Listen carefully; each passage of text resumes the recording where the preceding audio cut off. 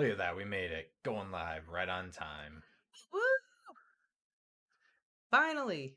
And already, Angela with the $9.99 super chat. Thank you so much. Angela, the super fan. Just, I wasn't prepared for that. Just no, I wasn't right either. It was just right there. Thank you very, very much. So how is everyone doing tonight? Ready for some young dudes? All the young dudes. All the young dudes. All the young dudes. That is not how the song goes. No, it isn't. But I just realized, like, that was kind of awkward. Everyone ready for some young dudes? Like we're opening for a Chippendales show. That was a little awkward. It was. There you go. Speaking of awkward, I'm just gonna grab a lens wipe real quick because there's like a blur on my glasses. And it is driving me insane. I'm just gonna be right back. Ah, that went in my eye. While people settle in. Oh, God. Can you grab me one, too? Actually? Oh, your glasses. A little blurry, too. Yeah, there's some funk on my glasses. Oh, No, don't eat that. Sorry, I yelled into the microphone. I'm very sorry. I need to be able to see, to read all the young dudes. It's true. It always helps to be able to see what you're reading. Yes. Yes. I just cleaned them this morning, too. I'm like, what the hell got on these? But... So... It's almost spooky time. It is. Is anyone else here looking forward to the Stephen King discussion? I am. I'm excited to talk some Stephen King. There were some good stories in there. There were some really good ones in there. We'll have to... I'm thinking, does Stephen King do any about werewolves? Be appropriate. Yes, he does. He has yeah. Did you ever see the movie The Silver Bullet? No, I didn't. Oh. Makes sense, though. That would be named. He has I can't remember if it's a novella or if it's a short story, but he has a story called The Silver Bullet, and it's about a werewolf. Oh, okay. It's really good, actually. No, I mean, that sounds really good. Yeah.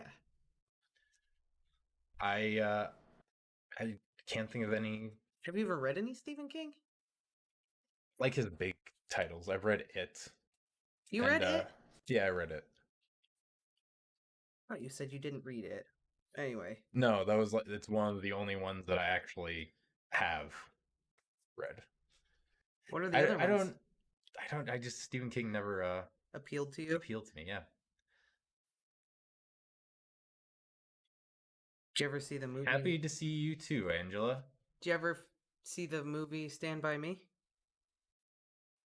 Huge fan of SK. What's that? Stephen King. Sorry. Brain fart. Oh, no.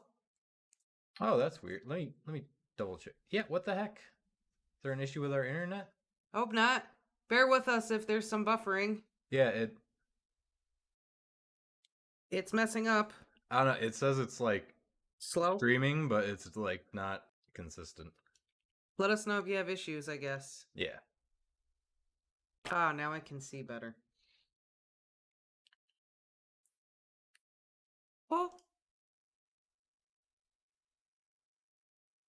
Oh, thank you so much.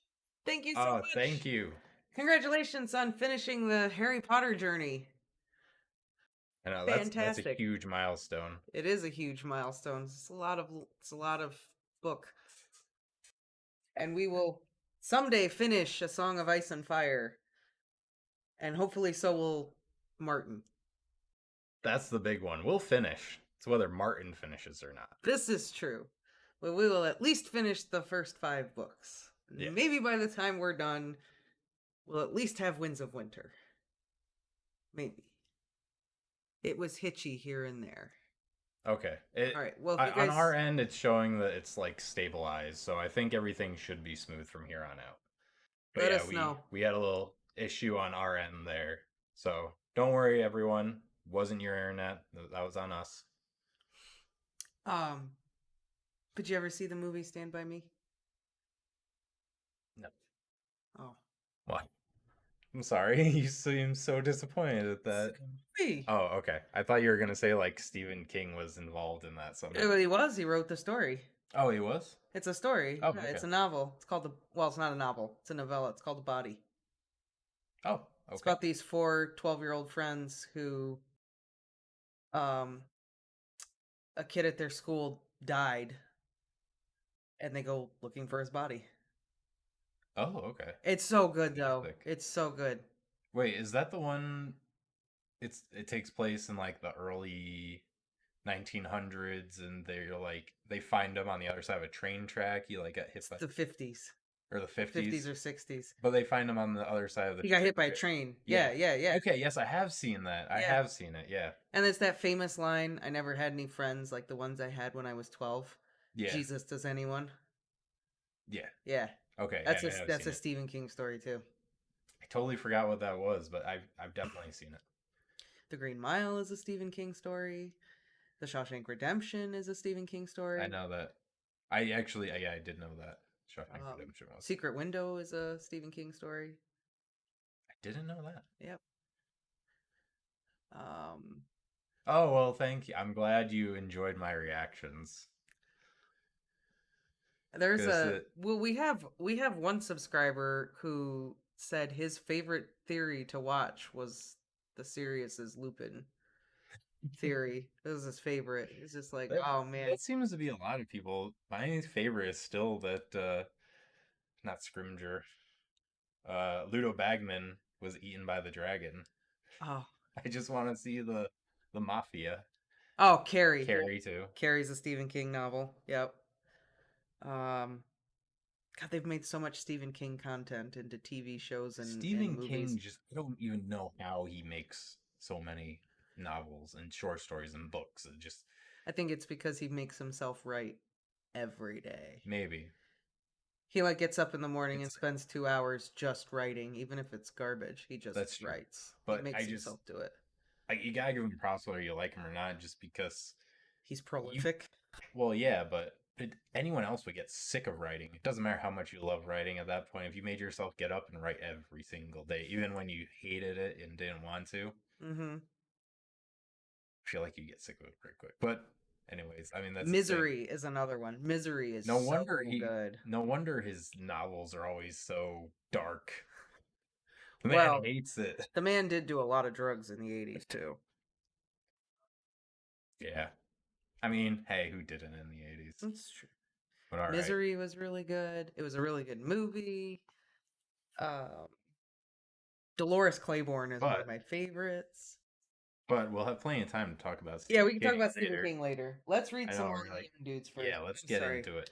It's spooky season. I'm excited. Let me get out of this other fan fiction that I was reading earlier today. Harry Potter fan fiction? No, Oh.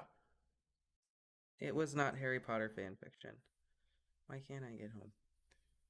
You know what I'm excited to read? I'm actually turn this down. I turned this light up because it seemed a little dark, but oh, not off. This is a I great think that's a start. little bit better. And I'm really excited to start the Percy Jackson books when we get to them. It was a Nightmare on Elm Street fan fiction that I was reading, Oh, okay. actually. Okay. It's in line with spooky season.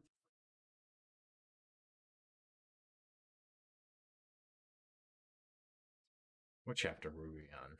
I'm looking right now. I feel like we're pretty far in right now.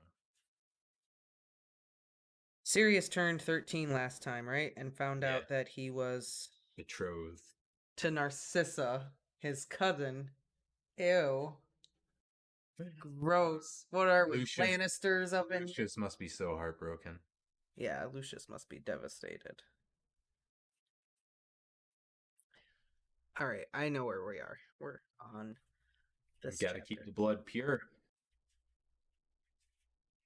I mean, the Targaryens knew that. What's a wizarding family if a few of them don't have 3 eyes and an extra toe?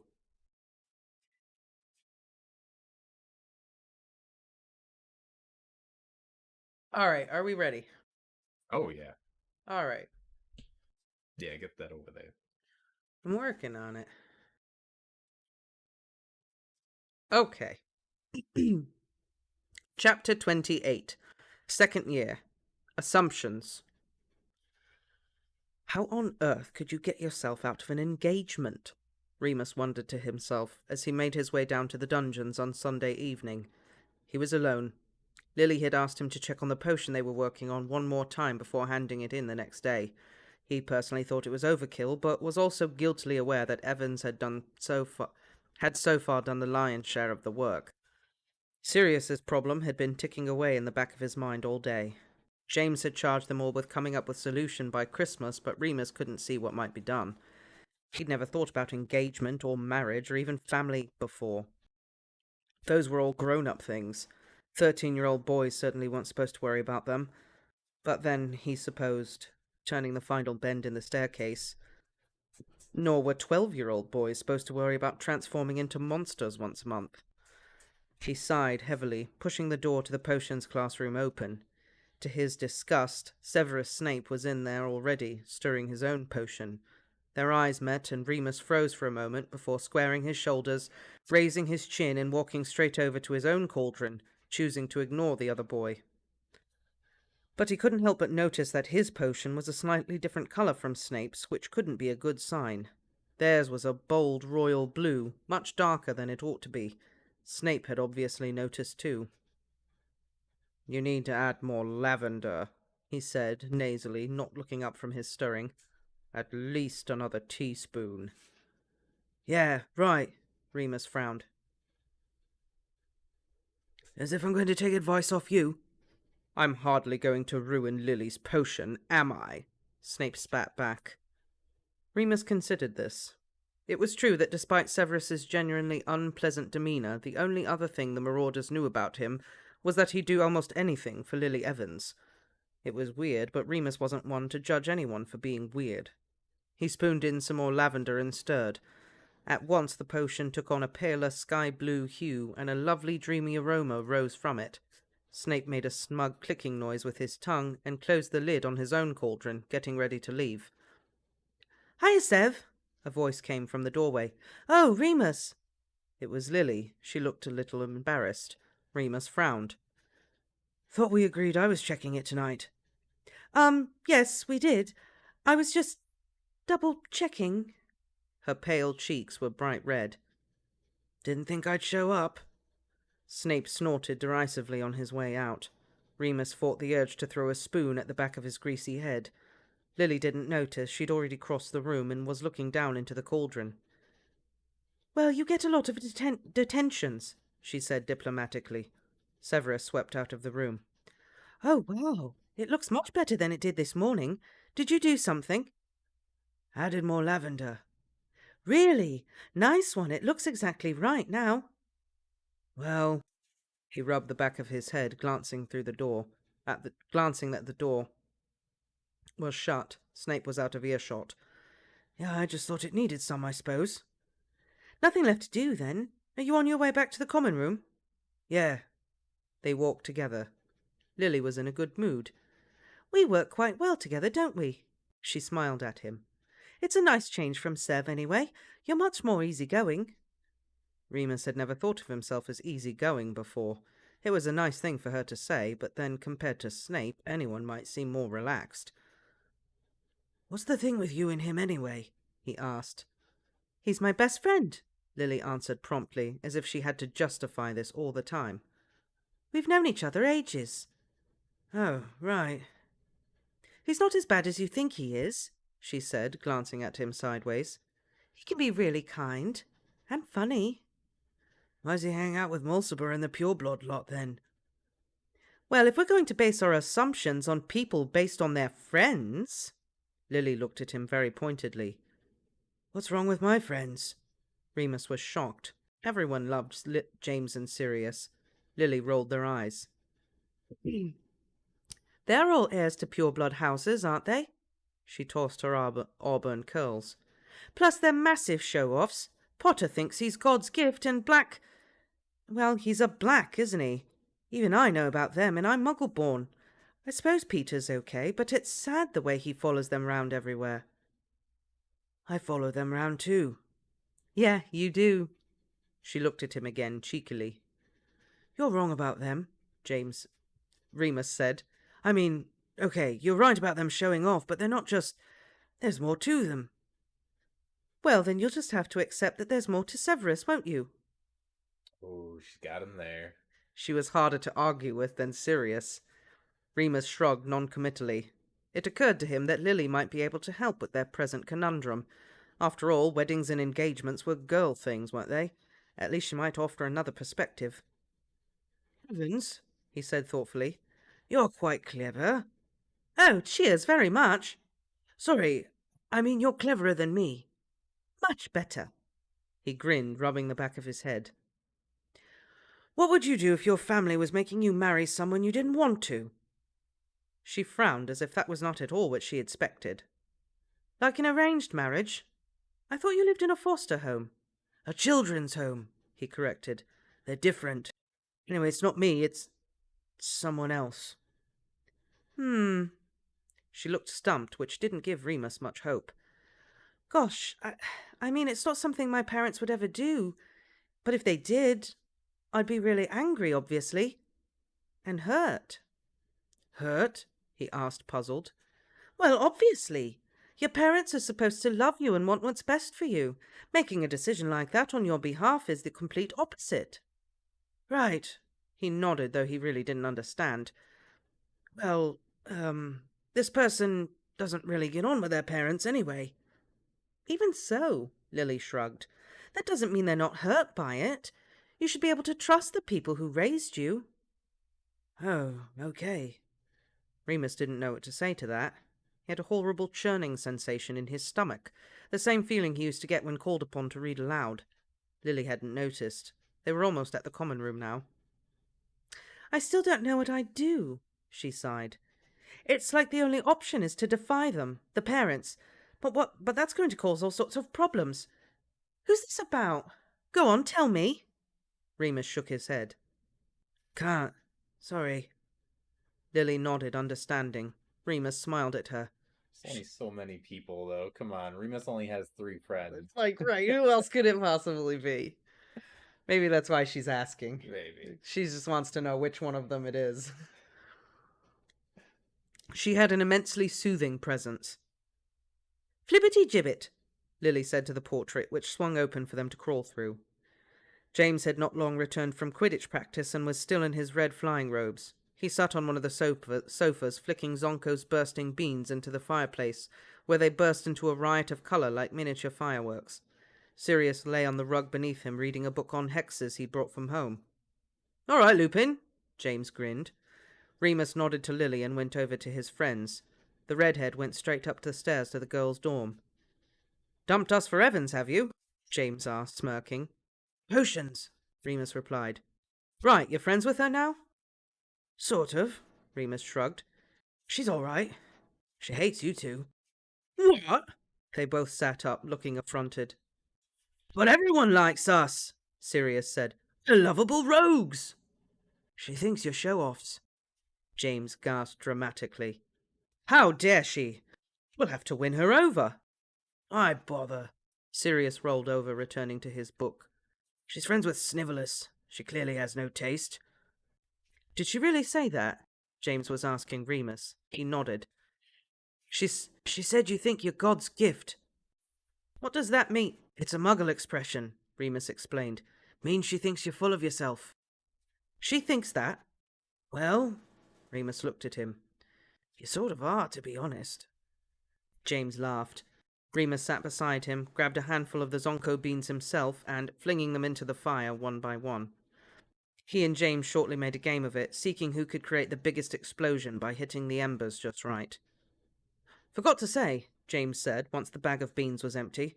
Got the owl from Dad today. He's spoken to McGonagall and got permission for us to have you over Christmas. What? Really? Remus was fascinated. Why would a grown-up who'd never met him before want to intervene on his behalf? He made a mental note never to underestimate the power of James's will ever again. Yeah, doesn't think he can get you for the summer, though. Sorry. Remus shook his head wordlessly. He ought to say thank you, but he hardly knew how. Just waiting for you now, mate. James nudged Sirius with his foot. Have you sorted it out with your mum? Say you're going to the Pettigrews again. Not bothering, Sirius replied, still reading. Just going to go to yours without saying anything. Sirius was rarely, if ever, in contact with his parents, but since the Narcissa development, he'd been ignoring their owls altogether. Remus wasn't sure that silence was the best way for Sirius to express his discontent, but as Lily had just reminded him, Remus knew very little about families. Mum won't like it. James chewed his lip. Don't tell her then. Sirius turned his page. James and Remus exchanged a look. They had to do something about the engagement soon. The thought of Sirius being in this mood for 5 more years was a very grim one indeed. What are they gonna do? What are they gonna do? Are Lucius and Narcissa gonna have to elope? Oh, to Wizard Vegas. Wizard Vegas. Wherever that is in the UK. Okay, yeah, you got me there. Yeah, I don't know either. I don't know enough about the UK. Oh man, I'm surprised wizards don't go to like Vegas more often. I'm sure they do, but we never get the American stories, right? We just get British. Fantastic Beasts? Well, we haven't watched that yet. Okay, fair enough.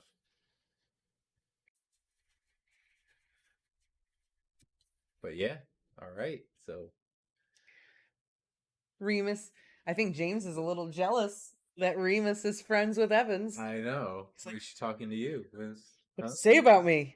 She thinks I'm what? What? You're gonna put in a good word for me, right? Yeah, I know. Remus, the wingman. Right? Chapter 29. Next thing you know, James is gonna be asking what her hair smells like.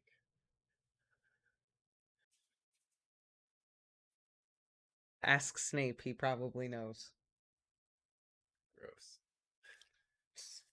Well, I mean, probably does. Probably. Chapter 29. Second year. December moon. Oh. I forgot. Yeah, they know about it now, too. Yeah. The Hogwarts Express left Hogsmeade Station for Christmas on Saturday the 16th of December that year, meaning that once the full moon had passed, James, Sirius and Remus had to find other means of getting to the Potters family home. McGonagall, after lecturing Remus on not letting any other students in on his secret, was sympathetic to the Marauders' wishes and allowed them to use the Flu connection in her office. Just this once! Right. Remus didn't mind the lecture so much, but he was terrified of using the Flu network for the first time. He'd heard all sorts of horror stories from fellow students, and it didn't help that he was usually queasy for a few days after the full moon anyway. Sirius received a howler every morning after the 16th, demanding that he come home at once, but he simply tossed the scarlet envelopes into the fireplace, where Walpurga Black's screams echoed up into the chimney stacks. James was clearly unnerved by this behaviour, but didn't say anything. Sirius was always up for a fight lately, and it was just better to steer clear. Unfortunately, as the full moon drew nearer, Remus also had a very short fuse. The two boys bickered over everything and anything, and poor James had to step in between the pair more than once. Just write back to her, for God's sake! Remus groaned on the morning of the 20th, throwing a pillow at Sirius from his bed. He'd been woken early for the 3rd morning in a row by a howler. If you think you can escape your birthright in this cowardly fashion, then you have nothing coming! It wailed, echoing through Gryffindor Tower like a banshee. Stay out of it, Lupin! Sirius flung the pillow back at him. How am I supposed to stay out of it when it's in our bloody bedroom every morning? Remus growled, getting up now. I'm so sorry to be an inconvenience to you, Sirius retorted, dripping with sarcasm. He looked rough, as if he hadn't slept properly at all, but Remus was in too much of a bad mood to care, and his transformation was only hours away. How about not acting like a spoiled brat for 5 minutes? He snapped. You're so bloody selfish. I'm not asking her to send them. At least I actually get post. At least people care enough about me to... Remus threw himself on top of Sirius and began thumping him as hard as he could, incandescent with rage. Shut up, he grunted, landing a decent punch right on Sirius's left cheek. Sirius, though extremely adept at caustic insults, was not much of a fighter. He gasped and tried to push Remus away, eventually grabbing for his wand. "Mordio!" he hissed, aiming at Remus's face. At once Remus let go, tumbling backwards onto the bed, clutching his forehead. A horrible stinging sensation radiated from the spot Sirius had cursed. "You wanker!" he yelled, feeling his face tightening and swelling up. "You deserved it!" "Sirius!" James had clambered out of bed too late. "You cursed him? You bloody cursed him?" Sirius was looking less sure of himself now. "He started it. He didn't even have his wand on him!" Remus had climbed off the bed and was staring at himself in the wardrobe mirror. He looked as though he'd rolled through a stinging nettle bush backwards. His skin was red and shiny, taut and swelling at a worrying rate. "Does it hurt?" James asked tentatively. Remus shook his head, though it did. A lot. "I'm going to the hospital wing," he said. "Don't come with me," he snapped, seeing James pulling on his dressing gown. As he marched out of the room, still in his pajamas, he heard James mutter, "Attacking someone who's unarmed is really fucking low, Black." Madame Pomfrey healed him quickly using the counter-jinx, but she was very annoyed about it. "Who did it?" she asked him. "If it was Potter or Black, then I want to hear about it. I told Minerva it was a bad idea to let you go away for Christmas." "Why shouldn't I go?" Remus asked, scandalized. "Sirius is going." "Mr. Black doesn't have your limitations." "Oh, we're not going till tomorrow. It's right after the full moon. That's the safest—" "I'm thinking of your health, Remus. You're very fragile." "I'm not fragile," Remus seethed. "Of course not, dear," she said, not really listening to him. "Now sit quietly for a bit. Have you had breakfast?" Madame Pomfrey made him stay in the hospital wing all day in his pajamas. The Mediwitch had been working on a new potion she hoped might make his transformation smoother. She let him borrow some of her books so it wasn't too bad, but he felt like an invalid just the same. His face was still a bit tingly from Sirius's curse, though the swelling had gone down substantially. It might be a good one to use on Snape. He made a mental note to remember to ask Sirius exactly how he'd done it. At about 1 o'clock just after lunch, James and Sirius came to see him. Madame Pomfrey gave them a sound telling off first. "Cursing your fellow housemate! Cursing your dorm mate, for goodness sake! In my day you'd have been flogged, and Professor McGonagall has informed me that you know about his special circumstances. One might think you'd have more sense." James made copious apologies, and Sirius, who barely flinched at his mother's obscene chastisements anymore, hung his head, looking utterly ashamed. As he should. It's a pretty low blow. It was. It was rude.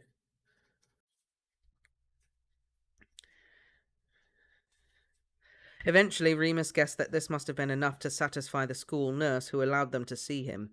They stood at the end of the bed like mourners, barely meeting his eye.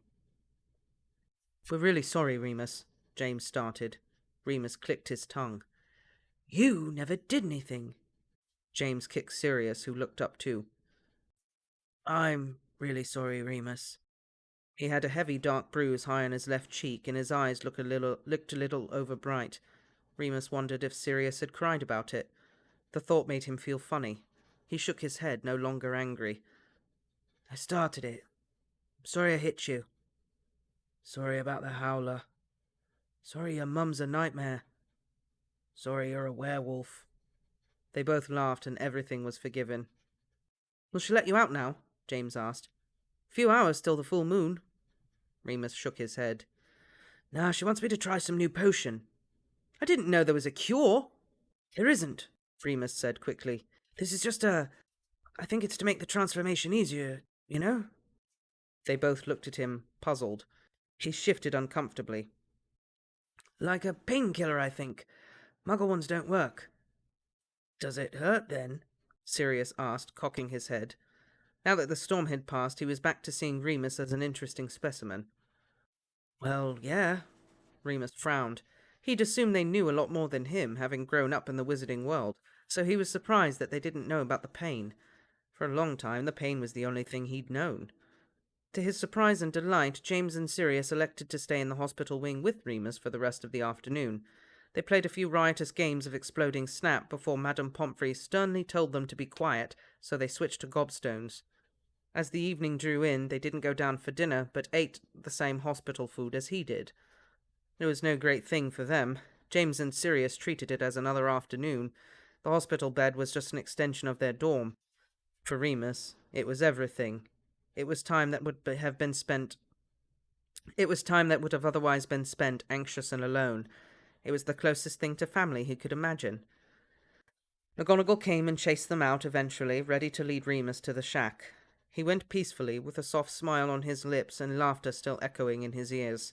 Madame Pomfrey's pain-killing potion had no effect, but Remus found the transformation slightly more tolerable all the same. James and Sirius arrived first thing the next morning. Remus was dozing in his bed, having been brought back into the castle at dawn. His face hurt, and he knew it wasn't from the curse anymore. Madame Pomfrey had left a hand mirror on his bedside table, glass down, but he'd been too tired to look yet.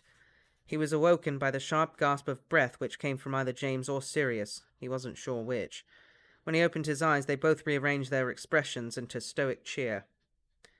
"All right, mate?" James said with a half-smile, as you might address a child. "All right," Remus croaked, hauling himself up. It must be bad. He lifted the heavy mirror and turned it toward his face. Ah. The cut looked half-healed already, thanks to Pomfrey's ministrations, but it was still a shock. The scab was hard and black, edged with tender red skin. It stretched from the inner corner of one eye, up over the bridge of his nose, diagonally down toward the center of his opposite cheek. He couldn't remember much, but it looked as though he'd almost split his face wide open. "My beautiful face," he said weakly, attempting sarcasm, but feeling dreadful. Now everyone would know. So far he'd been able to hide the worst of his scars under his robes, but he knew now that it was only a matter of time before his luck ran out in that regard. "It's not that bad," James said quickly. "It'll heal really fast, I bet." "How did—" Sirius began, but was interrupted by Madame Pomfrey, who came storming over. "You two back again!" She stepped back sharply, as if frightened of her. They stepped back frighteningly, as if sharply, as if frightened of her, showing deference they never showed to McGonagall. The nurse pulled the curtain round Remus's bed, closing it on their faces. "Ah, you've had a look, have you?" She addressed Remus now in a much softer tone. "I know it looks bad, but it'll pale, just like the others. Should be barely noticeable by the new year." Remus somehow didn't believe her. Even his most faded scars were still very noticeable. She took a closer look, then smoothed a clear ointment over the cut. "Take this with you," she instructed, handing him the jar. "Apply every morning and evening. Does it hurt still?"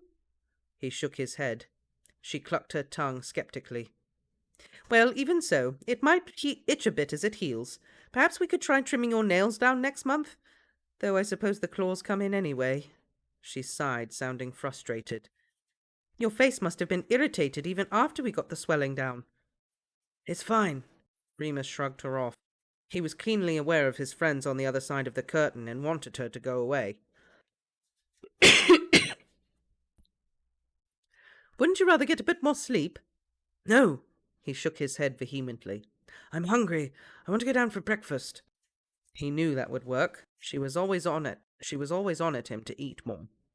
"Well, fine. Get dressed and off you pop." Sirius was very quiet during breakfast, leaving James and Remus to maintain the conversation, something neither of them had had much practice at by themselves. Once fed, they went upstairs to pack because Sirius and Remus had left it at the last minute. James, frustrated by their lack of foresight, marched to McGonagall's fireplace to see if everything was ready for their journey, leaving them to it. Remus packed a few things. He hadn't got the others any presents, and he'd made them all promise not to get him anything either. It wasn't fair. Matron had sent ahead a small package, so there was that. He threw in some clothes. The others probably wore robes at home, but the only robes Remus owned were his school uniform, and he wasn't very sure he actually owned that, or whether it was just on loan, so he shoved in his muggle clothes. Packed, Remus turned to find Sirius standing directly behind him, looking even worse than the day he had before. "What's up?" Remus asked, startled. "It's my fault," Sirius replied, his voice strangely flat. "I heard Pomfrey say so." "Eh?" "Your face. I cursed it. Then when you turned, you scratched it." "Oh!" Remus raised his fingers to his face self-consciously. Sirius looked away. "It's not really your fault," Remus said awkwardly. "I mean, I scratch everywhere else too. Bound to happen eventually." "Why do you do it?" Sirius had asked that once before when looking at his old scars. That time Remus could tell he really understood what he was asking, but Remus still didn't have an answer. "I don't know, I don't remember."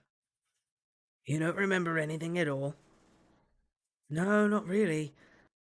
I know I'm always hungry, like I've been starving all my life. And angry." "About what?" Remus shook his head. "Just angry." "I'm so sorry, Remus." Sirius looked sad again. Remus couldn't bear it. "Oh, shut up," he said, half joking. "You wouldn't think twice about cursing James or Peter." "Yeah, but you're—" "Don't say it." He'd been afraid this might happen. "Please don't treat me like I'm sick or different or whatever. It's one night a month. If I punch you, you're allowed to curse me, okay?" Sirius looked like he wanted to laugh. "Are you saying you're planning on punching me again?" Remus threw a sock at him. "If you don't sort out those bastard howlers, maybe." Aw, they're making up. It's so cute. It is. It's so cute. Except he's treating Remus like he's Fragile. yeah. And Remus is like, "Don't you dare Seems do to that." be a trend tonight. Everyone's, "Oh, poor Remus. He's such a gentle flower."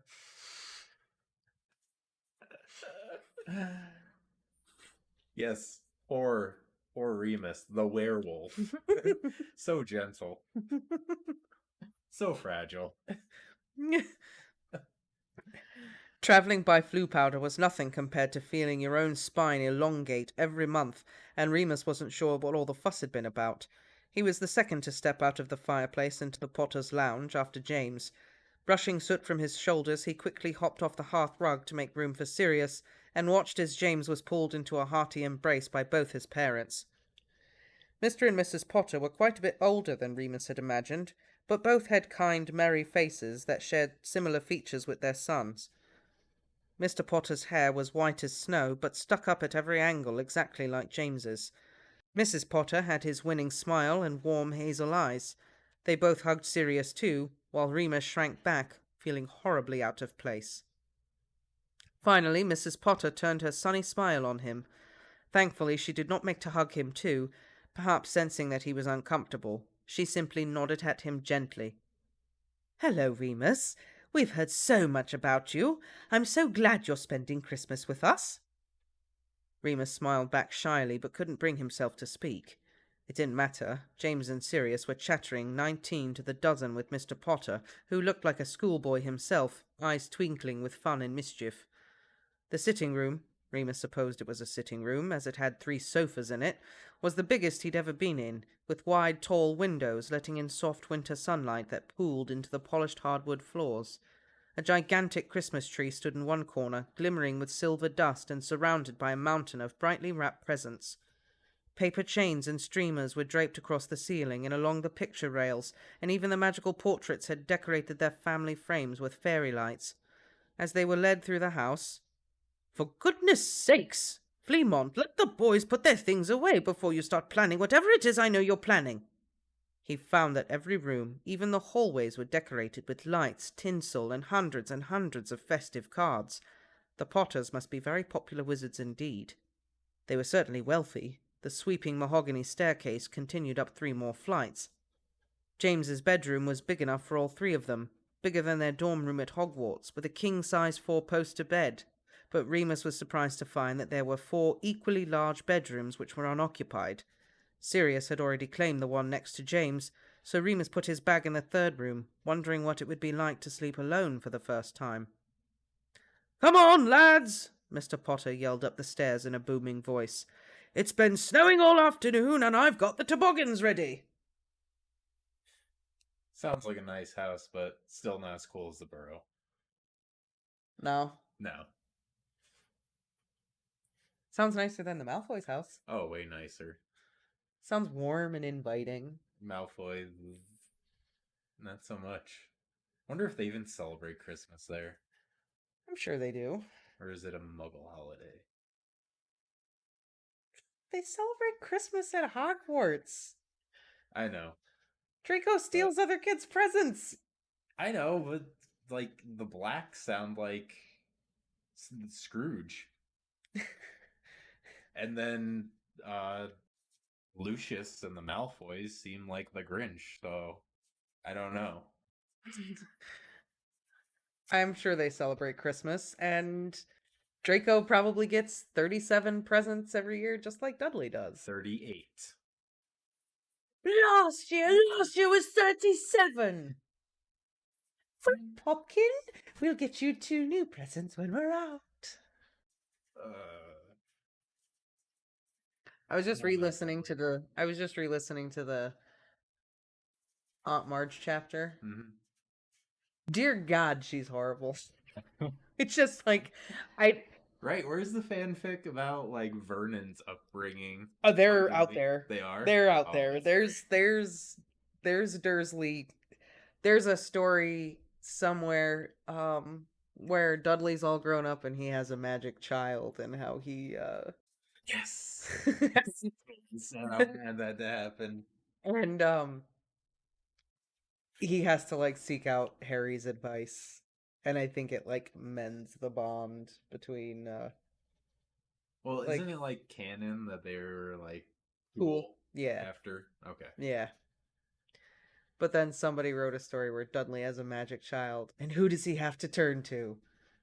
Potter. Cousin Potter. Maybe that's how they ended up being cool. Maybe.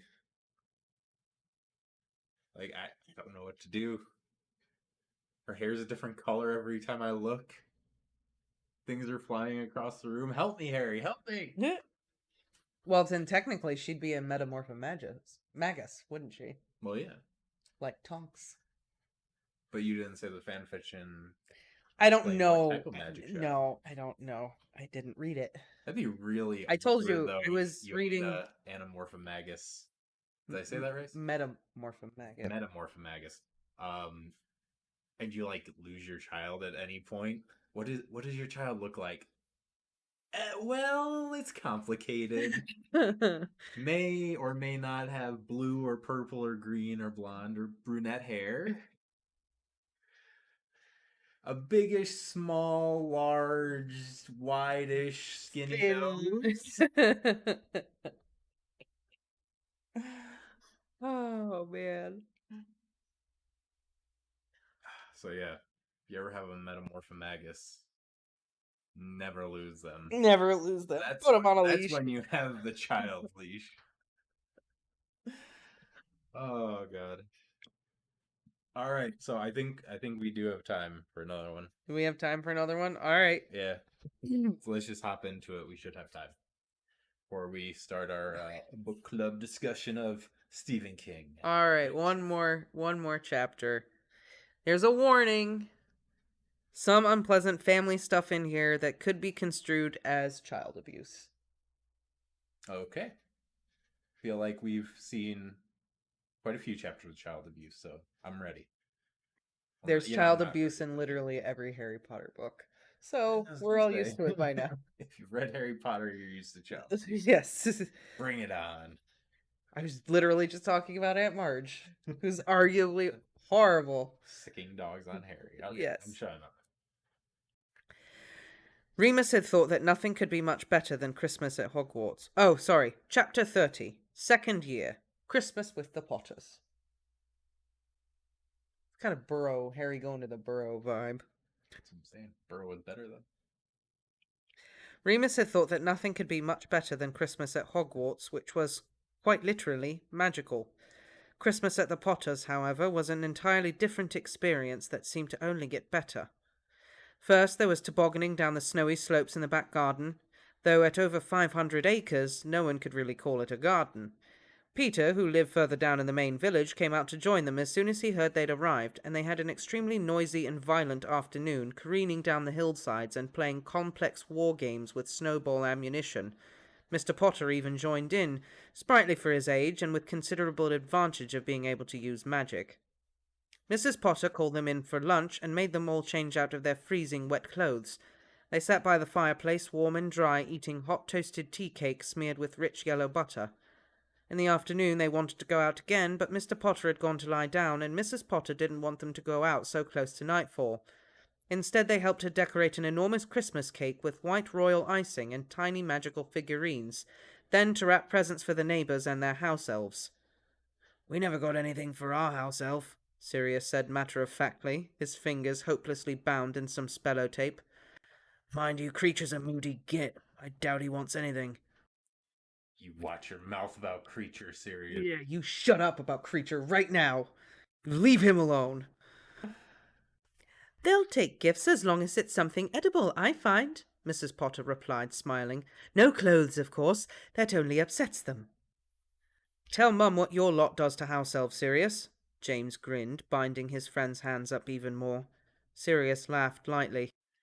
"Mounts their heads," he said, "once they're dead. At least, I think we wait until they're dead. Creature's the only house elf I remember." "Goodness," said Mrs. Potter. "I'd rather thought that tradition had died out." "Not with the blacks," Sirius sighed. Remus could tell that he was thinking about the betrothal again. "You're making a lovely job of that, Remus," Mrs. Potter observed, glancing over at the book he was wrapping for Mrs. Pettigrew. "Unlike some naughty boys I could mention." She turned a stern gaze upon her son and his best friend, now attempting to tape their hands to the tabletop. Remus smiled at her politely, feeling the fresh cotton his face pull at his skin. He still hadn't really said anything to either of James's parents. He'd always been told to be seen and not heard by older people, and he'd never been to a friend's house before. Sirius, by contrast, was completely at ease. Remus had never seen him happier. He doted on Mrs. Potter as if she was his own mother, if he liked his own mother, of course.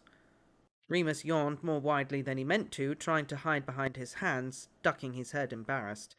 He'd only slept a few hours that morning following the moon, and an afternoon of snowball maneuvers had left him exhausted. "You'd better go up to bed, dear," Mrs. Potter said, ignoring the fact that it was only 3 o'clock in the afternoon. Remus wondered if James had told his parents about him. They must know. McGonagall might not have let him come otherwise. "Oh, you're all right, aren't you, Lupin?" Sirius cajoled. "Peter's coming back in a bit so we can go out again." Remus blinked at him, then looked at James for help. "Leave him alone, Sirius," Mrs. Potter chided. "The poor boy's dead on his feet. Come on, off you go, dear." Gratefully, Remus got up from the kitchen table and made his way to bed. As he changed into his night things, he couldn't help but steal another glance at himself in the mirror, now that he was properly alone. Perhaps it was having been out in the cold, but the scar looked worse than it had that morning, the contrast harsher with his pale skin. Would his face always surprise him now? Would he catch a glimpse of himself in some mirror or shining surface and jump? Would people be afraid of him? There was a soft tap at the door just as Remus was about to put the ointment Madame Pomfrey had given him. It was Sirius. Remus caught his scent even before he knocked. "All right." The dark-haired boy crept inside, speaking quietly. He held a pewter goblet in his hand. "James's mum sent you this. It's a healing draught, I think." "Oh, thanks," Remus said tiredly. Sirius set it down on the bedside table. "You okay?" "Fine. Just tired, mate. Were we too, rough or something?" "No!" Remus said, very firmly, probably sounding angrier than he meant to. "It's nothing to do with you two. It's just the fact that I was up all night howling at the bloody moon and trying to rip my own face off. I'm tired." Remus had to sit down. The effort of the outburst made him dizzy. "Sorry," Sirius said more quietly. It was the second time he'd apologized that day, and Remus hated the sound of it. "I'll leave you." He closed the door. Remus couldn't bring himself to start worrying about hurting Sirius's feelings. He smeared on some of the ointment, then sniffed the goblet Mrs. Potter had sent. He recognized it as something he'd had before at Hogwarts, which would trigger instant sleep. Getting into bed, he drained it quickly and closed his eyes. Man, I want some of that. What, instant sleep? Instant sleep drink. That sounds lovely. Melatonin. Or, alcohol, I guess. Alcohol is not instant sleep drink. So, would you prefer to go to Hogwarts during Dumbledore's time, the Marauders, Harry's, or Harry's children? Chloe asks. I can say I wouldn't want to go at Harry's time, that's for sure. Because, Harry's adventure is cool and all, but from an outside perspective, every kid just wants to go to school and learn, and they have to worry about Voldemort coming and destroying the school or killing them. Definitely not during Harry's children's time. I feel like Dumbledore's time I would like to go. Definitely not during Harry's time. I don't know. See, here's the cons of both Why not situations. Harry's children? The Harry's children. Snape's dead. What do I got to look forward to? Snape's dead. So would you then? I'm going to assume you want to go during the Marauders' time, so you could have your chance with Snape. I don't know about that either, to be honest with you, because I feel like James and Sirius would probably annoy the shit out of me. There's always going to be the annoying kids. I know, but I'm sure he would also have to potentially sleep in the same dorm building as Bellatrix Lestrange. That's uncomfortable. That's true. I don't know if I want to deal with that in my life. You could go to Dumbledore's time and you would probably be with Sirius's mother. That's not any better. Oh my god, that's probably true. I can only assume that she's up there around that age. I don't think she's Dumbledore's age. At this time, maybe. Well, no, because Sirius isn't that. She must have had Sirius when she was like 50 then. Which means, how old was she when she had Regulus? She's so cranky. She just wants to retire. I don't know. I'd have to think about that. Which time period? My answer is Dumbledore's time. Dumbledore's time? I think Dumbledore's time would be fun. Let me think about it. Let me finish the chapter and I'll think about it while I read. There's more mystery in Dumbledore's time. You think so? Yeah, we don't know much about it. Like, we're learning, well, miss out on Slughorn, not canon learning about Marauders' time. Miss out on Slughorn, though. That's true. Or maybe Slughorn was like 4 years under Dumbledore. Yeah. We don't know how old Slughorn is. We know he's old, though. By the time he teaches Harry. Old enough to retire. The remaining days before Christmas passed quickly, and Remus was able to experience real family life for the first time. Mr. and Mrs. Potter had to be the perfect parents. They were kind and sure, always smiling and full of fun. Remus hadn't known that adults could be that way. He hadn't known that people could grow up like that. And it was clearer than ever why James was the way he was, as brimming with love and blind confidence as Remus was brimming with rage. It was obvious, too, why Sirius was so drawn to the family. He had an unquenchable thirst for love, and the Potters had an endless supply. The boys tramped all over the surrounding countryside in the snow, bundled up in their warm Gryffindor scarves, hats, and gloves. In the evenings they played card games, helped Mrs. Potter prepare dinner, and listened to Mr. Potter tell ghost stories round the fireplace. They made mince pies and paper chains. They built snow wizards and igloos, and they slept so soundly in their beds at night that not even a howler could have woken them. Unfortunately, it was not to last. When the Blacks had stopped sending howlers, they had not forgotten their wayward son and tried a new tact on Christmas Eve, with devastating consequences for the Marauders. They were drinking warm butterbeer and sitting on the hearth rug. James and Sirius were playing gobstones very loudly, and Mr. Potter was teaching Remus to play chess. The old man had been horrified that Remus didn't know how, and Remus was surprised to find himself actually quite enjoying the game. The whole room felt warm and safe, heavy curtains drawn against the cold and dark, tree lights twinkling softly and the fire popping and crackling beside them. The clock had just struck 9, and Mrs. Potter was keen to send them all to bed, but there was a loud crack outside the window. Mr. and Mrs. Potter shared a quick glance, and Remus's ears pricked like a dog. The smell of spent magic permeated the air like burnt toast, something dark and unsavory. There was a firm, hollow knock at the door. We weren't expecting anyone, were we, Effie? Mr. Potter frowned slightly at his wife. She shook her head, and they both listened. The Potter's house elf, Gully, went scampering toward the front door to open it. There were stilted voices in the hall, and Gully came hurrying in. Well, what kind of voice should I do for this house elf? For Gully? Yeah. I don't know. We don't know much about Gully. I know. Other than she gets Christmas presents, which is very nice. That is lucky house elf. I know, considering what creature has to deal with. Mr. Potter, Mr. Potter, she's come for young Master Black. She's telling me she's his mother. I told them to wait there for you. Oh, Gully is a boy. I'm sorry.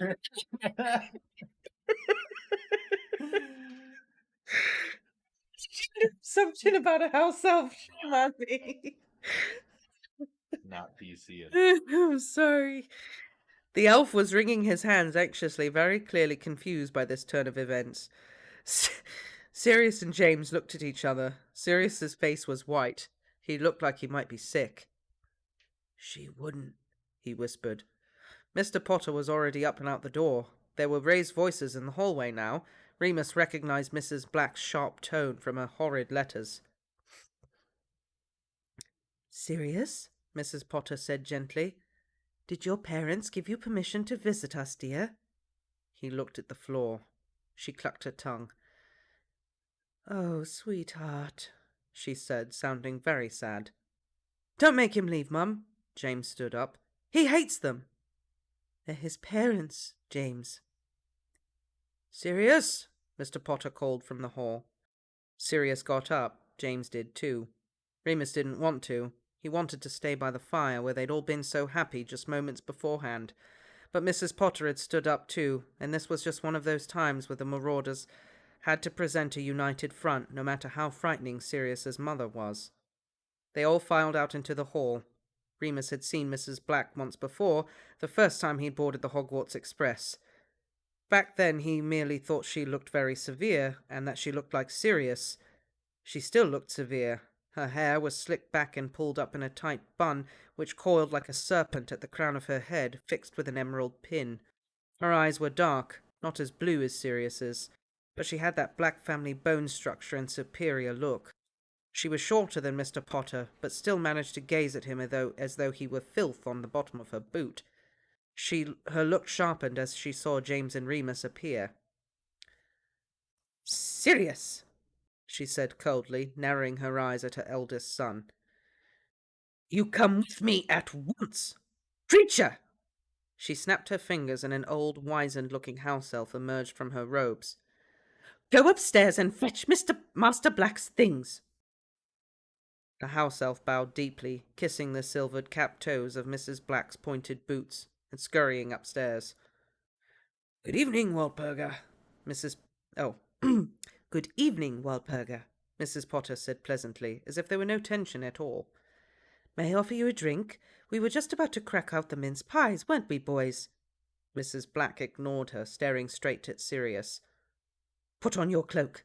We're leaving now. But, Mother, Don't you dare speak to me, she hissed, eyes flashing. Remus wanted to run away. She was worse than Matron 100 times over. She was worse than Bellatrix and Snape and every other nasty person he'd ever met. The thought of letting Sirius go with her made his insides twist. Mr. and Mrs. Potter seemed to be suffering from the same crisis. Walpurga, why not let him stay? Mrs. Potter tried. I know he's been a bit naughty, but there's no harm done. We can have him for lunch and send him back before dinner tomorrow. They've all been having such a nice time together. Mrs. Black let out a short, crackling laugh, as if her son's enjoyment was the least of her concerns. She eyed James, her gaze raking over his mess of hair, then Remus, staring pointedly at his new scar. Remus looked at his feet, terrified. She'd know. She'd know straight away. Creature came scuttling back down the stairs, followed by a very affronted-looking Gully. Sirius's trunk hovered behind them, apparently packed and ready to go. Come along, Sirius. No, he said quietly but very firmly. Remus wanted to tell him to shut up. Couldn't he see how much trouble he was in? But Sirius was clenching his fists, looking up at his mother. "I want to stay here, with the Potters. You can't make me—" "Silencio!" Walpurga spun around, jabbing her wand at Sirius. He stopped speaking at once, though not voluntarily. He opened and closed his mouth a few times, and nothing came out. She'd stolen his voice. "Walpurga, really?" Mr. Potter gasped, as Mrs. Potter let out a small shriek and knelt beside Sirius, wrapping her arms round him protectively. "He's just a boy." "He is my son," Walpurga purred, looking daggers at Mrs. Potter. "And he is heir to the finest house in Britain. He will learn his place. Come, Sirius." Sirius looked completely defeated, his mouth a straight line of resignation. He hugged Mrs. Potter back, then stepped away from her. He gave James and Remus a small wave before following his mother out the door. The four of them stood in silence after the front door slammed. Remus wondered if James felt as ashamed as he did. Ought they have stood up for their friend in some kind of way? What would happen to him now? Mr. Potter looked furious. "Using a silencey charm on her own son, on an underage wizard. It's morally reprehensible." "She does worse than that," James said quietly. Remus nodded in agreement, feeling as though someone had taken his own power of speech. "We'll have to make the house unplottable, Fleamont," Mrs. Potter said suddenly. "Make it so he can't be found. You said you were considering it after the last election. I don't want that dreadful woman in my house ever again." Mr. Potter nodded darkly. "I'll look into it in the new year. Alistair Moody owes me a favour." "Bedtime, boys," Mrs. Potter said, her voice trembling. "Try not to worry too much." She hugged James fiercely, kissing him on each cheek. Remus tried to dodge her, but she grabbed him too, pulling him into a tight embrace. She smelled like orange and clove. Aw, Miss Potter. She's so sweet. I know. Real quick, just gonna message Noelle, let him know we're running over. Just a little bit? Okay. Yeah. I can keep reading, though? Yeah. Okay. Psst! Remus! Remus had just finished brushing his teeth and was making his way down the hall to his room when James poked his head out and ushered him into his own bedroom. They knelt on the bed together. James withdrew a note from his pyjama pocket. "Regulus sent this." "What does it say?" Remus asked quickly before James could give it to him to read. "Oh, it says, 'Sirius is home. Do not try to contact him.'" "That's all?" "That's all," James nodded grimly. "Nice of Regulus," Remus remarked, looking down at the note, which was obviously very hastily scribbled down. "Thought they hated each other." "Yeah, well, they're still brothers, aren't they?" James replied, shrugging. "Family ties and all that." "Do you think he'll be okay?" "I don't know." James chewed his lip. "I never got to give him his present. He said he never gets anything Christmassy from his lot, just family heirlooms and stuff. I had to go at him the other day," Remus sighed dolefully. "You know, about my furry little problem." James chuckled. "Don't worry about it. You two are always having a go at each other about something. Just your personalities." "Oh, do you think?" Remus was a bit miffed by that observation. Sirius snapped at Peter far more often, surely. James grinned. "I told you, don't worry about it. Black loves an argument." Christmas morning was a subdued affair, though the Potters were keen to make it cheerful, if only for Remus. He was embarrassed to find a bulging stocking at the foot of his bed when he woke up, and resolved to correct this next year somehow. There were the customary socks and underpants from Matron, plus a tin of shortbread, some chocolate frogs from Peter, and a big book of advanced charms from Sirius. James had bought him a book too, Conjurer's Cartography, a guide to magical map-making. Mr. and Mrs. Potter, however, had gone above and beyond. Under the tree he found more sweets, practical jokes, a beautiful set of quills, which he tried to give back. "We got the same for James and Sirius, dear, don't be silly," and a brand new pair of pyjamas. The Potters' extended family began arriving for Christmas lunch about midday, as well as the Pettigrews, who brought with them Peter's elder sister, Philomena, and her muggle boyfriend she brought back from university. Remus was introduced to everyone as a friend of James's, and generally ignored, except for one tiny and ancient wizard who was already red-nosed and merry from all the drinks Gully was passing round. "Lupin!" Lupin, you say? Not liar Lupin's boy? Remus gaped, unable to answer. He'd only heard his father's name spoken once or twice. Yes, he said, finally, blushing hard. Is it here? The wizard grinned, looking round. Excellent fellow. I haven't seen him in years. He's dead, Remus replied with an apologetic shrug. Damn shame, the wizard cried, spilling some of his drink. Fine doula. Taught me everything I know about boggarts. Temper did tend to get him into trouble, though. I told him not to mess about with that greyback chap. Bloody werewolves. Ought to exterminate the lot of them. Remus blinked. James looked at him curiously. Fortunately, Mr. Potter intervened. Darius, have another drink, old man. Leave the young people to their games, eh? Remus swallowed hard and returned to the Gobstones tournament as if nothing had happened. So. Excuse me. Sorry. So maybe that's why his father ended up killing himself. He felt that it was his fault. That greyback did that to his bebe. Yeah. Could be. It is possible. It's very possible.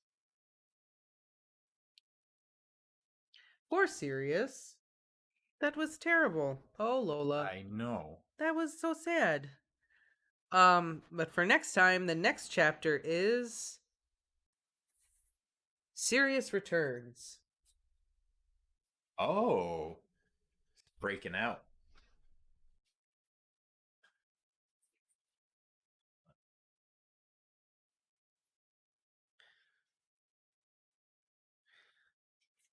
Oh, Lola, goodness gracious. Are you gonna make it over there? What is happening with you? I'm looking for my earbuds so that we can talk. Oh well. Oh. Well, anyway, Walpurga seems terrible. And I am very excited that we got to see Creature, even if it was only for like 2 seconds, and apparently he offended the Potter's house elf very deeply. No. Look, Creature is one of those people, it's just he's rough around the edges. Oh, you mean like Snape? No, I mean like Creature has some quality aspects to him. So does Snape. Anyways. I think I left it over. I'll have to go grab the other ones. Alright. Well. Biggs is having technical difficulties. I'll just That's alright. We'll get everything stopped. I feel like all those time periods have their pros and cons. I guess going to school with the Marauders, I don't know. Hi from Brazil. I'm so glad I got here in time to see you guys. Welcome. Welcome. We'll be on here for another probably hour or so.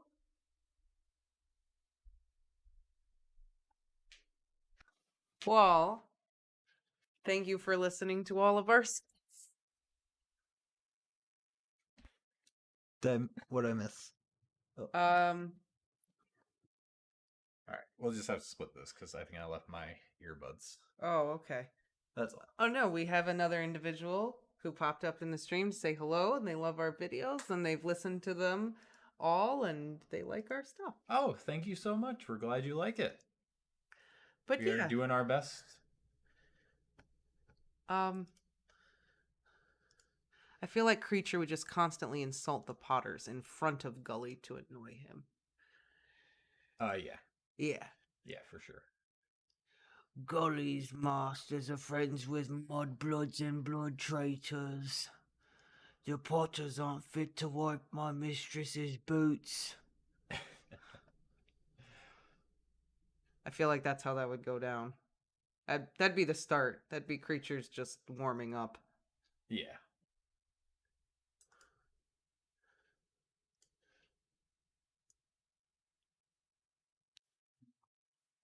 I don't know though. Going to school in Dumbledore's time, like I feel like magical medical advancements wouldn't be as good. Yeah. So, like, maybe the likelihood of you dying from dragon pox would be higher, for example. This would be the nice thing Maybe. about going to school later. I guess that, yeah, it would be better in that sense, but I don't know. There'd be more to discover. Don't Would you there think? though? Would there though? I think so. I don't know. Oh, hello? Oh, let me get in the. All right, now I'm ready. Oh, wait, no, I'm not. I need minutes. I need minutes about the stories. Well, I had to write notes about the stories. one second. Let me see. Are we having an issue? You can't hear him, can you? I didn't know he was speaking. I was speaking. That's why. Okay. Now, yes. There we go. Now we can hear you. I never switched the audio over in Discord. But all right. Let us introduce the man to the people. If the people can see him. Yep. I don't know what's happening. I'm not the tech person. I don't know what's going on. I just know that it's time to switch gears and talk Stephen King. So we just finished the latest chapter of All the Young Dudes, and it was an emotional roller coaster. Chapter 29 is the next chapter out of 188. Yeah.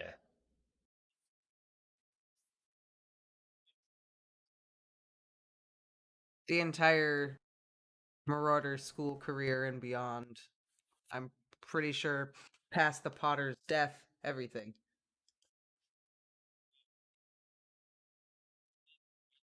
Mm-hmm.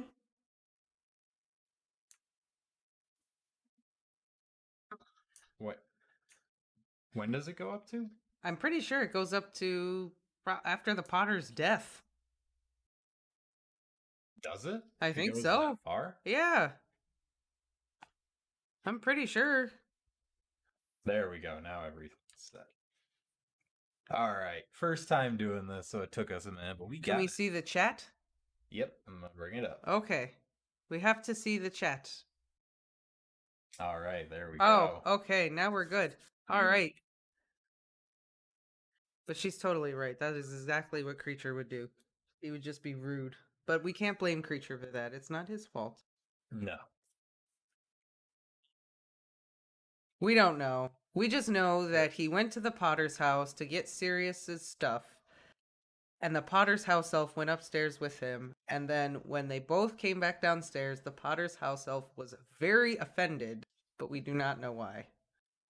Creature was just Creature. He's probably just being himself. Yeah, just doing what he does.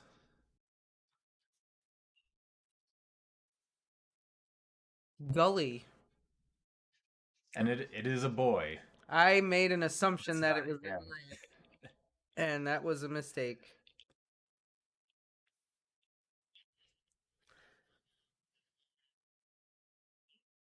Yeah, Creature is the standout. He is the standout. Hokey. Maybe someone maybe Regulus has a nickname for him. Creechy. Creechy. I want part of that. I want to see that. I want to see like the little cute scenes with Regulus and Creature where he's like nice to him. Like maybe he gives him a little Christmas present when no one else is looking. Here, Creature, maybe. I got you this Black family heirloom. I got you this locket. That happens later. I know. Come on. Right.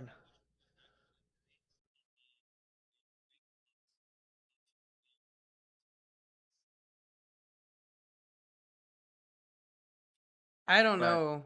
He was probably just that from the beginning. Sirius is like 13 in the story now, and he's straight up hating on Creature now. Yeah. Like, not as bad, but he definitely is. I he mean, definitely doesn't like him. but we gotta get a little bit darker here. We're here to talk about some Stephen King. Yes. Short stories. Shift. Night Shift. And there were some really good stories in here. Right? There were some really good ones. I was very pleasantly surprised by some of those stories. Oh yeah, me too. Oh wait, we gotta introduce yourself to people before we get started. We did not introduce you. Everyone's watching, like, who the hell is that dude? Yeah, that's true. So introduce yourself. Well, hello there. My name is Noel, and fellow Harry Potter fan, and yeah, just really love books, literature, and I like to geek out about stuff. I get passionate about things, and you're a writer. Don't be modest. indeed. You're writing your own thing right now. I am indeed currently writing a comic book. It's in production, and it'll be a dream come true if it ever comes to pass, which it seems like it's gonna. And I'll definitely keep anyone who's interested posted on that. All right. Now we can talk about Stephen King. Now we can talk about Stephen King after everyone has met Noel. Yes. Oh, yes. Man. So I think this book really just started out strong with Jerusalem's Lot. What a banger right out of the gate. It was so good. Yeah, and you gotta love the letter format in that it's a series of letters, you know? I did. I loved how it was written because it gave it a lot more mystery. Yes. You know, the letters would open and, you know, some would be calm or whatever, but then others just started in hysteria. And it just made you think, oh my God, what happened? What happened? I need to read this letter. I need to know. I think it's also a nod to Poe and Lovecraft and Dracula. Yeah. Literally, Dracula is written in the form of letters and journals, and that's it. I think that's just such a great way to write a horror story, though. It's brilliant. Because it gives you enough information to want to know what's going on, but it leaves out enough so your mind can, like, wander and almost make its own assumptions. I think it also dates the story. Yeah. So, like, with the letters, specifically with the language he uses, you know, okay, this story is currently taking place mid-19th century. Yeah, it really captures the atmosphere because that's how people would communicate back in the day. So it really brings you back, you know? Exactly. And, you know, go ahead. I kind of lost my train of thought. There's worms in the hole, in the floor. Worms in the hole. Well, yeah, De Vermis Mysteries, or whatever it is.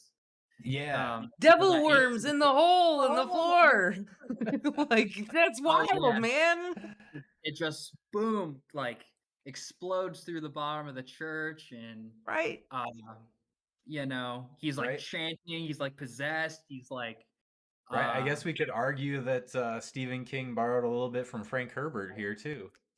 Right? Yeah, worms coming through. Or is it like, man, worms? I gotta bring worms into something. Right. Some Tremors vibes. Also, you get the whole, like, it's kind of it's a 19th century thing, but you also kind of get the satanic incest cult thing that they bring into it towards the end. You know, because they talk about his descendants and how the family started out as like this incestuous cult, and then the one family member left, but it only got so far, and then they went to Jerusalem's Lot, which was like 8 miles away from everyone else. Like, hills have eyes stuff. Almost, yeah. There's this which I know that was kind of like a thing in the 80s too, like the satanic incest cult discovered, blah blah blah. Yeah. And it was great how he built the atmosphere of this abandoned village that everyone was scared of. And always with King, it's like there's a weird energy, like the character felt a strange presence, type of thing, don't you think? Yeah. Yeah, it is. I think that's kind of to portray to portray to the reader, like, if you feel something weird while you're reading it, then you freak out. Like, I know when I was reading this and they're talking about them scratching on the wall and stuff, one of the cats, I was sitting on the couch while I was reading it, and one of the cats like walked behind and like brushed up against the wall while she was walking behind the couch and was like scraping. Literally just chills down my spine. Nice. It's like they knew. They Right? knew. This was after everyone else went to bed and everything. So I'm just like, yeah, that's enough Stephen King for tonight. Closing that book. I also Jerusalem's Lot is the name of the town in Salem's Lot, his other book. Yeah. It's Well, Yeah, they so- mentioned Salem's Lot in this. right. The people in the town over, they don't call it Jerusalem's Lot. They call it Salem's Lot, and I'm going, Hint, hint. because everything in Stephen King is like all interconnected. It's all like its own little universe up there in New England. Yeah, the King shared universe. Yeah. And I wondered, is it a prequel to the first Salem's Lot? I was wondering that because I haven't read that in years. I haven't read it in a long time either, but it's got to be a prequel because it takes place in the 19th century and Salem's Lot takes place in the 70s. Right, of course. So it is a prequel then. But at the end of the story, you get the I like descendant reading all the letters going, I must go to the house that my crazy great grandfather. No, you don't. I'm sorry, but like as soon as I went down that basement and there were zombies, I'm out. I'm done. Yeah, it's funny how the character's reaction is like, well, that was weird, but Yeah. whatever, you know. Let's not open that door again. I wonder if it's just denial. Like, Yeah. do they just deny it extremely? But he had backup. McCann was there. Yeah, McCann was not about it though. You know, I know, but he was there to tell him, like, it really happens. You weren't imagining things. Yeah, that's true. Yeah, and I like how the last line of the story, it's his descendant who's kind of skeptical, and then he's like, "Oh, there's a noise coming from," he's like, "Oh, there are definitely rats and stuff." Yeah, And it's like the cycle will continue. Oh, there it goes. There it goes. he's gonna wind up at the church and say the things, and the worm's gonna get him. Or the giant skull monster that comes out of the hole after the worm. Yeah. that was All the undead relatives and everything. That's so I forgot about the skull, but yeah, now I'm going right to the text here. Also, did you Yeah. get vibes that like maybe Boone and McCann were like kind of together? There was some bromance going on there. I got like a vibe like Boone's Yeah. not married. He's not gonna get married. He has his loyal man, McCann. I don't Right. know. I just got some like. Yeah. Plus, in the book Jerusalem's Lot, the two guys that buy the house, everybody in the town always talks about how like they're together, even though the nature of their relationship is much more sinister than being a couple. But I don't know, I was reading the story going, are you guys together, low key? Maybe. Yeah, Maybe. it was more than a camaraderie, less than a partnership. but Yeah. Yeah, there was. McCann was very, very worried about him when he was sick. I'm just saying. I know. He was pretty. More than just like my boss is sick. I don't know. Right. Yeah, and I liked how we saw McCann's journal entries as well. So you get Yeah. a different perspective. I almost wish we got more of that because like Boone, the main character, was kind of not biased, but he just couldn't see what was happening as clearly as McCann could. But I guess that's part of the big reveal, you know. You have to go along with Boone and kind of, oh wait, like have that realization, just just like he did. So Yeah, I mean, exactly. great storytelling, like you said, starting off with a bang, like completely enveloping. Right, the story felt a lot longer than it actually was in like the best way possible. It had the substance of like a full like novel length story. Yeah. I almost wonder when, because we should probably provide some timeline context to people interested. So, Night Shift was the first collection of short stories that King published. And this is before he was a massive hit maker. I mean, um, yeah, he had published The Shining and Carrie, but I mean, his star was just on the rise at this point. Yeah, his So, career just started. yeah. Well, the back of our copy says like Night Surfer, which we'll talk about in a little bit.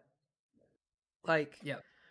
is the inspiration for the novel The Stand. So he obviously hadn't written that yet, and that was a huge blockbuster. And some of his most famous short stories are in this story collection. Which we haven't Right. read all of them yet, but So like that's Gray cool. Matter is one of his most famous stories. Yeah, it's cool. We're kind of catching him with this collection at his kind of not beginnings, but kind of it was before he was like king, you know? It's like Yeah. he's just a humble storyteller type thing, and that's really the vibe I get from some of these stories. No, 100%. And I think you can kind of see some of the inspiration in some of his later writing in some of these, not just with that story, but some of the other ones. It's just like, I think you use that later somewhere else, which is very cool. Oh yeah. I thought it was very interesting, like right out of the gate, he went for the Satan cult thing. It's like, boom, instantly. Like, right? Maybe it was just so you knew what you were getting yourself into. Like, this is a horror book, people. To the nth degree. Yeah. Yeah, so fitting to do this as Halloween approaches. And, you know, King, he sets all of his stories in sleepy towns in Maine. Or Massachusetts or wherever. Mm-hmm. And you got to think that I don't know, the small town vibe in Salem's Lot is just is captured so well, I thought. He does a great job with that. Because you get that with It. Oh yeah. Big time. It's such a major theme. The small town with secrets. Yep. It's I feel like King does that over and over, but he just does it so well. He really does. Captures that whole That's what we were talking about before. Like, he just like shits out novels. They're always good. It's insane. I don't get it. Yeah. I've been a fan for a long, long time, and his work ethic, as he talks about in his book on writing, it's unparalleled. I mean, the guy gets up every morning and writes until he like goes to sleep, I guess. Because his work ethic is just amazing.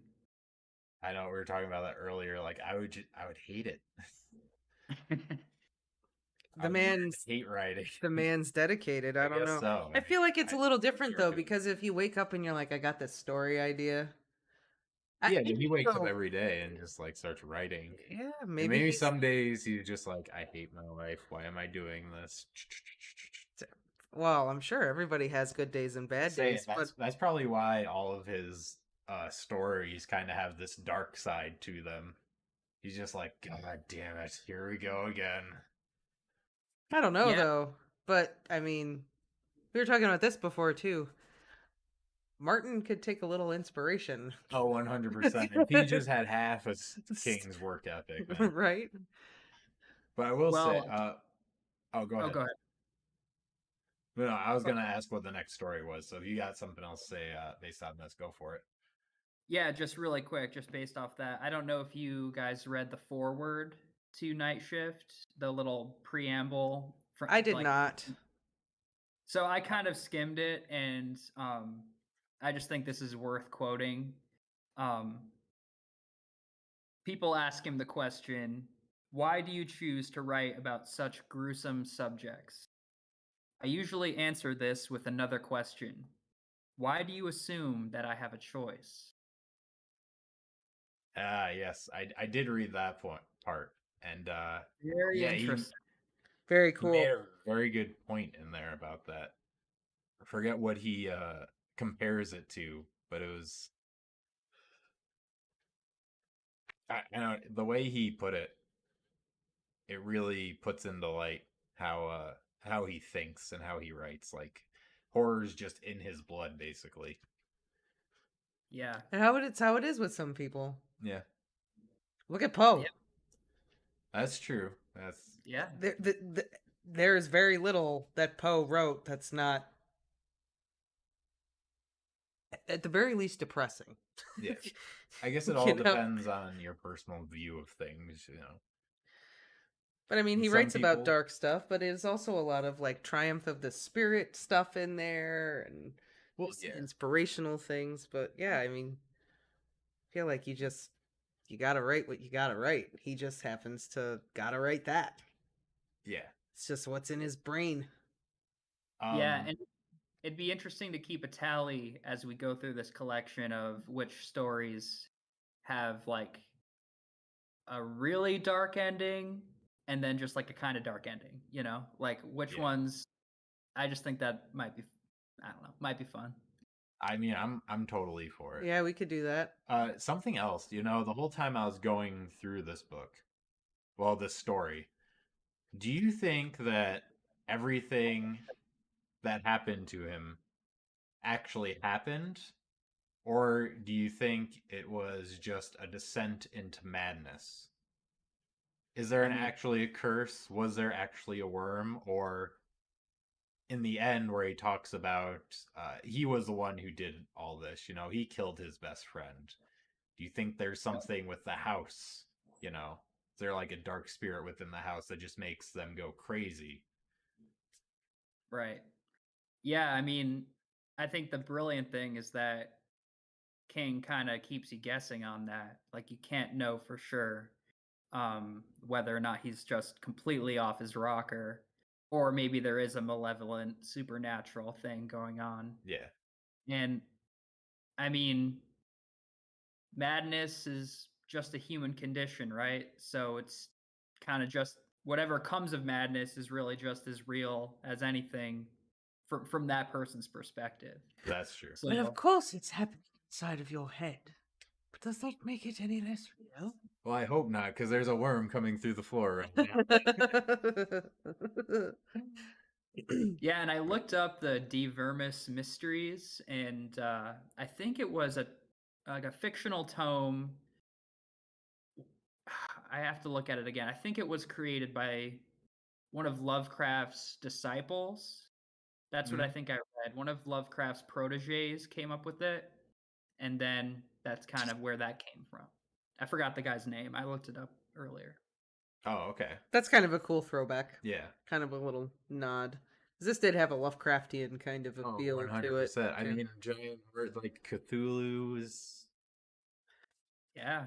Well, that and one of the major Lovecraft themes is always like a descent into madness. not a descent into madness, but fear of who your ancestors were and how tainted your blood is and who you're descended from. And usually with Lovecraft it ends up being fish people, but The there's man that just loved the sea. What can you say? there's this whole element of that like foreboding feeling that you're gonna find out something horrible about your ancestry, and that's word Yeah. for word what happens in this story. Yeah. Except they're not fish people, you know. They're inbred Satanists instead. Still, just but again, were they? I'm leaning more towards the side that it was him.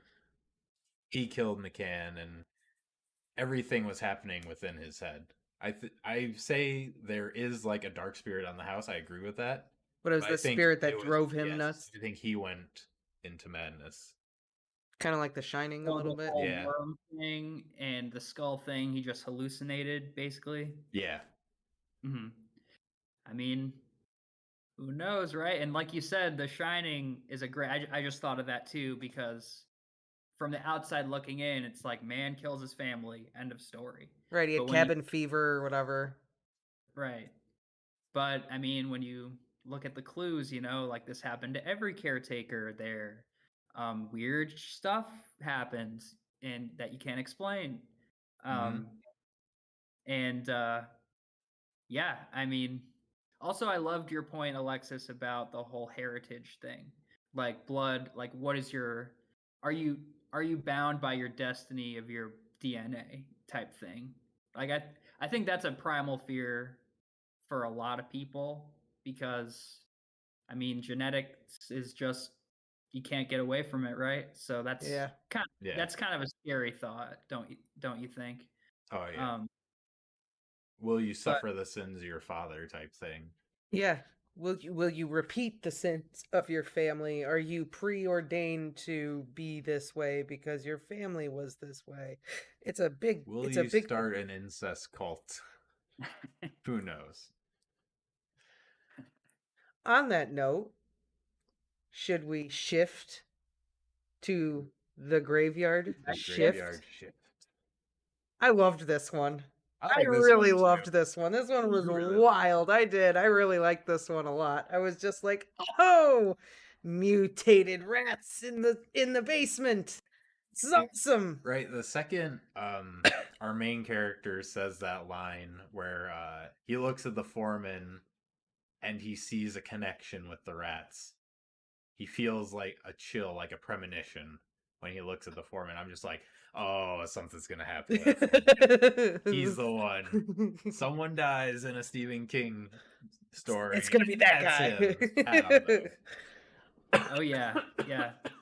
And there was a line when they're deep in the bowels of the place, and it was something like the main character says to the foreman, who is the villain in the story, he's like, "I think the rats have business with you."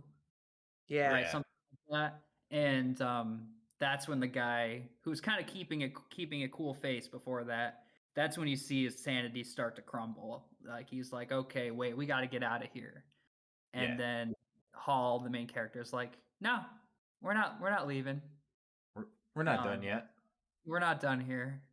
The Rat Queen needs an audience with you. Right, the rat loaf, the legless rat.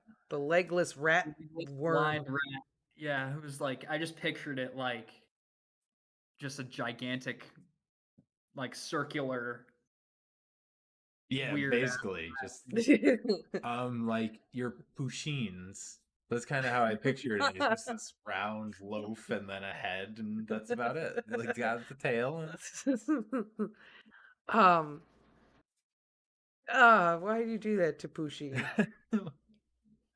I think my best example I got. I think my mother would hate this story. Yeah, very much. She hates rodents. What I love about this story, not only were there giant mutated rats and bats and mutated rats. Yes. But I felt like this was very much a let's see how many conflicts I can stuff inside of a horror story. So you had like the foreman and Hall going at each other. So you had man versus man, but you also had like the class conflict. Well, you're a college boy. Yeah. I work hard for a living. I go to work and use my hands. You went to college. Fancy pants. And then you have the like man versus the establishment thing where Hall is like, F you, dude. F authority. You suck. Let's go down to the cellar and find the rats. Or I'm going to the board. Or I'm going to get you shut down. And then there's also the man versus nature with the rats. Yeah. who are And it's- very aggressive right out of the gate. Yeah. Yeah, and it's cool how he kind of wields the establishment to try to bring it down. You know, like he threatens to Uses go the to system. Yeah, and I thought that was kind of clever. Well, he was going to. Well, he is a college boy after all. I did feel bad for the other guys too. They were just so indispensable. Or just so dispensable nobody cared. Like the one guy got bitten in the chest, the other guy got bitten. What the foreman say? Aw, too bad you got bit in the titty. Yeah. Yeah. Like, yeah, I got bit in the titty by a rat. I'm going home. What do you mean? Yeah, and it's again the ending of these stories always leaves you with a sense of dread. And it's like at the end of this story, the other workers are like, "Let's go down and see what's going on." Yeah, they probably just stopped to have a smoke. Let's go down, and then Right. fades to black. Cuts to black. Like, Yeah. Don't go down there, I dude. feel like that They're one all person dead, in the man. movie theater just wants to run up. Don't go in. Yeah. Right. Run the other way. Every slasher movie ever. No, don't. Don't go in there. What are you doing? Mysterious noise. Let's go investigate. I know. Yeah. I don't know. I mean, this was a good story, but I think after Jerusalem's Lot, it toned it down for me. Oh, this one was I don't know. nowhere near as complex or I know. anything, but Yeah. I just thought it was a weirdo little story. It's like this is some niche Stephen King weird shit. Right? Like, It that's was. It was just that was basically it. It was just weird. had a little bit of a Willard vibe to it. Because, Stephen King is always all about the horror movies and the things he saw when he was a kid. I wonder if he was a little bit inspired by Willard. Maybe. Do you ever see that movie? No. But I do know, I feel like all the set pieces in this story was very like run of the mill. I don't want to say run of the mill or cliche, but it's like the trope horror setting, they were in the basement and there was the dim yellow glow In a could big barely empty see. factory. Yeah. It was like the horrorest of horror locations. What was it? I was listening to something. It's like the boiler room. There's always the boiler room. You're always waiting for the monster to come out of the boiler room. Yep. Kind of a thing. Joshua Morrison makes a great point. Why did everyone else have to die? Why? Yeah, that's true. Like Hall didn't deserve that. No. But in a way, Hall Or- was so consumed by getting the foreman. Yeah. Yeah. He kind of sealed his own fate He was there. kind of like, this is a stretch, but he was kind of almost like Ahab trying to get his white whale, like the foreman. He was like, I gotta get him, to the point where he just lost all of his own sense of self-preservation. And he almost made it too. He Like did I was almost. rooting for him. And then that You're supposed to. Yeah. It was so crazy when the bat flies and it says that a piece of his scalp was torn away. Yeah. Yeah. Like, oh my god. And you're just in there, I think King just gets how physical pain is just scary. Like, just the idea of that happening to you. Sounds horrible. Yeah. Like there's a reason why scalping was a thing that hurts. And and again, he said he just accepted it. Yeah. Like Hall just accepts it at the end. He's just like, yeah, he just kind of collapses. Was it that at that point, or when he saw the foreman, he starts laughing hysterically? I know at some point he's down there and he just starts laughing hysterically. I think it's when he falls. When he accepts it, he's just like just laughing at like, okay, this is how I die. Mutated rats are gonna eat me. But at least I got that foreman. Yeah. Yeah. I like how they kind of foreshadow his ambivalence with his kind of drifter mentality. Like they talk about him drifting from city to city, not knowing what to do with his life. And like the rats give him purpose and in a kind of a twisted sense. And I don't know, I don't know the line, but it's something like he'd been waiting for a moment like this, like maybe this was what he was looking for his whole life. Yeah, I yeah. know what you mean. Yeah, there's a part in the story where he says like this was the moment he'd been waiting for such a long time for this. Mhm. I read that kind of that it was the moment he fulfilled that premonition he had. Maybe I misread that because you do make a good point. That could be what he meant. But that's how I read it, at least. I'm just trying to see if I can find it real quick. Okay. I don't know. Maybe not. I just like the idea of a whole rat civilization just living underground, like having their own government rules, society. Right? Almost like bees, you know? You have Oh their yeah, queen right. that they take care of, and then you have the workers going out, and you have Yep. I don't know what you would call the bat soldiers, you know? Oh yeah. Um, they're the troops. They're the air troops. They Yeah, just not foot soldiers, more like wing soldiers. But yeah. exactly. The Air Um, Force. yeah, right. Yeah.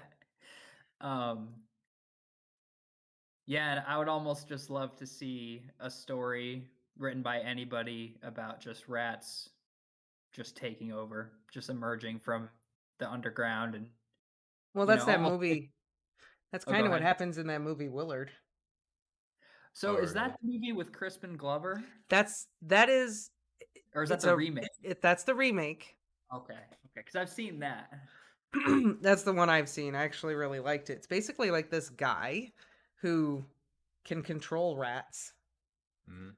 and he amasses Like an lots army of of them. them, like an army, and he uses them to fucking attack and kill people.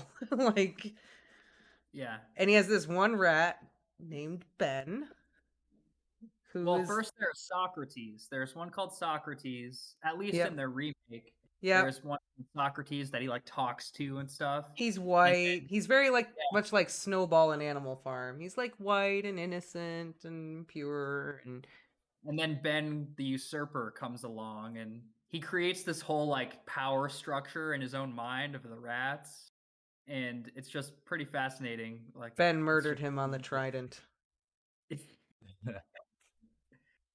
yeah, that Ben the was I've Usurper. never seen the original, but that remake was pretty whacked out. I remember being like, "Whoa, that's And in the pretty." movie, Ben is played by a Gambian pouched rat. So he's like 5 times the size of all the other rats. Oh, okay. And he's also super cute. So he's a New York rat. No, he's a Gambian pouched rat. New York rats are 5 times larger than a New York rat, so he's a New York rat.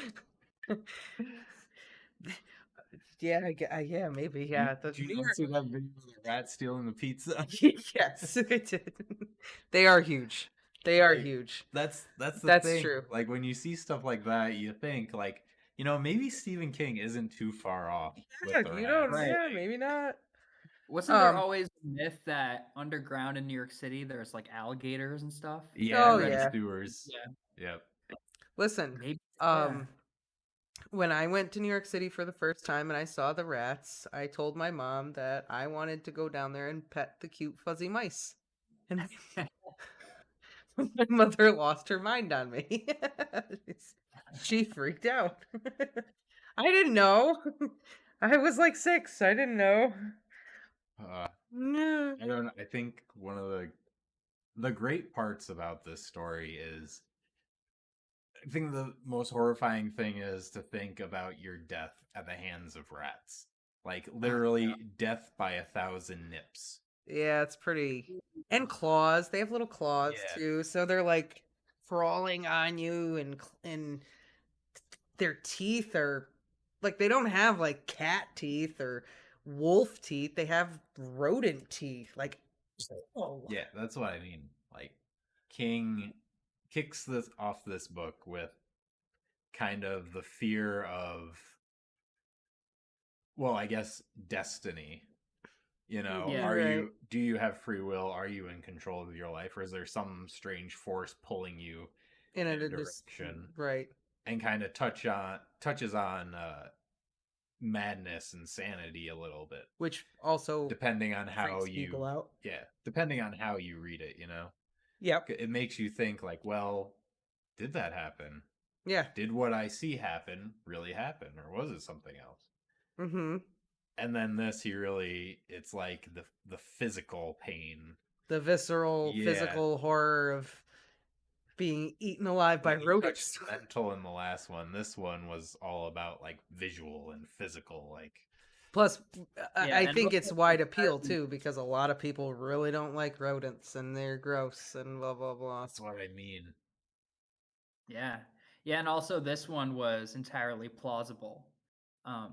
I mean, obviously, probably not, there probably aren't mutated rats, but how do you know? But this one obviously more plausible than Salem's Lot. Joshua Um, actually also makes a good point here. It's like the scene in Jurassic Park or the chapter when the compies eat John Hammond in the book. Oh yeah, I actually just started listening to that audiobook again, and Because that's what happens to him in the book. He gets like ripped to pieces by I all the know. little dinosaurs. Like that's Like, he doesn't make it out. it's kind of the same thing. That was one of the things I didn't like about Lost World, because they didn't include a lot of the scenes in the first Jurassic Park, and then they like stole them and redid them for Lost World. Because there's that one guy who like gets chased down the river and he's eaten by the compies, Yeah. and you just see like the blood flowing in the river. Yep. Oh yeah. Yeah. I remember that. He like So- falls over the bank and then they all jump on him and it's Yeah. all Yeah. up. And you see the blood trickle down. Yeah, Yeah. you don't see it, they don't show it. They got to keep Which, their by the way, rating. that's a classic Spielberg device, like someone being killed off camera, but then you see the blood trickle down. Oh that yeah. actually is a recurring image in his stuff. Right? It's Um, almost worse to let your mind kind of wander at what happened than to actually show you. Well, that's a Yeah. big complaint with a lot of slasher movies. It's like, how do you do true horror? True horror is about the suspense and the scare, and not, literally watching people get ripped to pieces. Yeah. yeah. It's not scary. It's just gross. There's a great analysis of the movie Psycho by Alfred Hitchcock with the whole shower scene, right, when he's stabbing her in the shower. You know what I'm talking about? Yeah. Oh yeah. Oh, yeah. So the idea is you never actually see the knife go into her. It just cuts back and forth between the stabbing motion and her going, ah! So the idea is you as the viewer are actually the one killing her because you're putting it together. You're actually making it happen in your mind. Right. That's Gotcha. part of what makes Hitchcock brilliant. Yeah. The human mind is a scarier place than anything you could Come up with, right? for show. Right. As evidenced by these stories, I mean, as I we'll get know. to some of these next ones, I Yeah. mean, are Yeah, pretty- let's push along here. Let's see. Next was Is this Night Surf? Are we? yeah, on the Night Surf. Surf was next. All right, just I gotta put a disclosure out here. I thought this was the weakest of the 5 that we read. I would have to agree, but it wasn't without its redeeming moments. No, definitely I think not. I think a real strength of this story is its world building. It set up this world where the world has been devastated by a virus, but it was very oblique. Like it never came out and say everyone's dead. It was just like it was all through character and dialogue, and I just liked how he did it. Mm-hmm. Well, It I was think at very one well point- constructed. I think at one point they do say they think they're the only people alive. Well, they're like, what if we're the But, only ones yeah. left? They're kind of sarcastic about it, but it also allows the reader to know, like, they're making jokes about being the only ones left, and then like, holy shit, something's happened that's devastated the planet's population. And then they're like, oh, you got Captain Trips. The problem with me reading this story Yeah. was that as soon as I'm like reading the story and then they talk about the guy and how they describe his symptoms first, I think, before they say what it was that he actually had. They said he had like the swollen lymph nodes and stuff, and I just go, holy shit, this is The Stand. And it like it kind of like ruined the rest of the story for me almost, because I was just like, this is The Stand. I bet he went and wrote the book after he wrote the story, and it just was.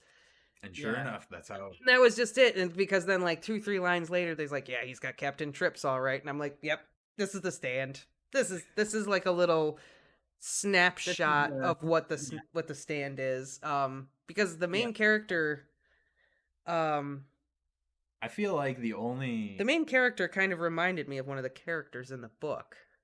See, I haven't seen The Stand, so I got to just enjoy it as its own story. That's cool though, because I kind of would have liked that. I think it jaded my opinion of the story because my brain automatically just went there. So I think I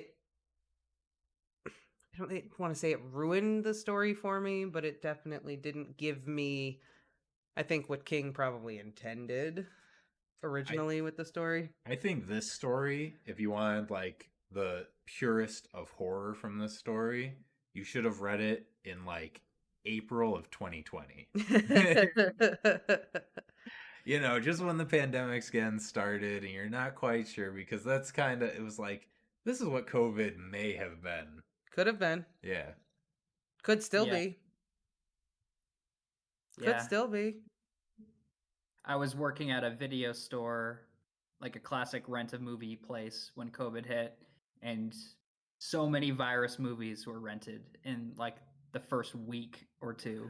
Yeah. I bet. Yeah, people are just interested, you know, like I think when COVID first really started to hit hard, Netflix put out a report that all their top watched series were virus movies, virus shows, documentaries, and stuff, and it just people things aren't scary enough. Let's just make ourselves even more paranoid. That's great. Yeah. But on the story at hand, I think I forget the main character's name in this. Bernie, thank you. I was gonna say Needles, but that was Needles is the guy that gets it. Yeah, that's the guy who gets it. Bernie is probably the most ridiculous socio-psychotic person in any of these stories. And I'll tell you why. Because of one line, he says that he doesn't mind warm beer. Out of everything in that story, like I read that, I'm like, you psychopath. The warm beer. Forget the part where he burns the person alive. No.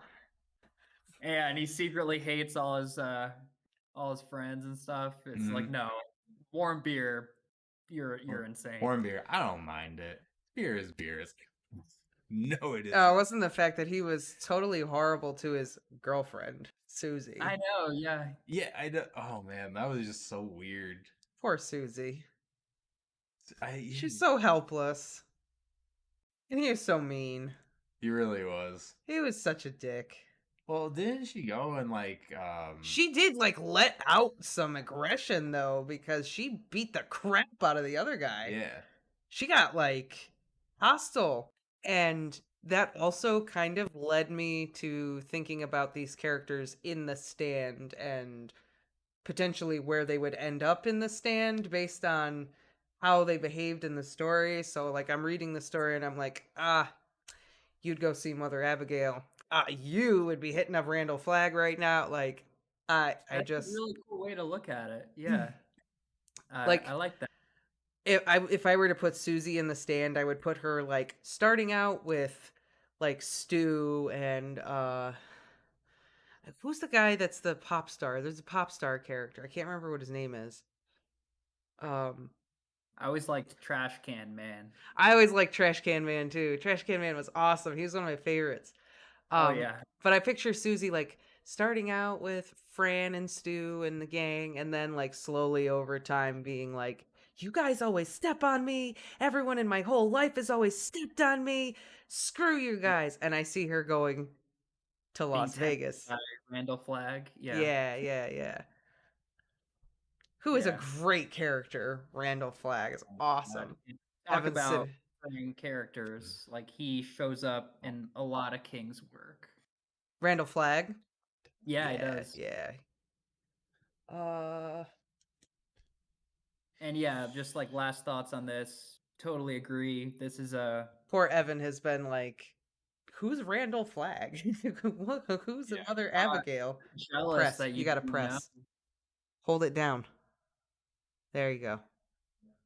Yeah, I know. I haven't watched this, so I'm just kind of like gotta read the book.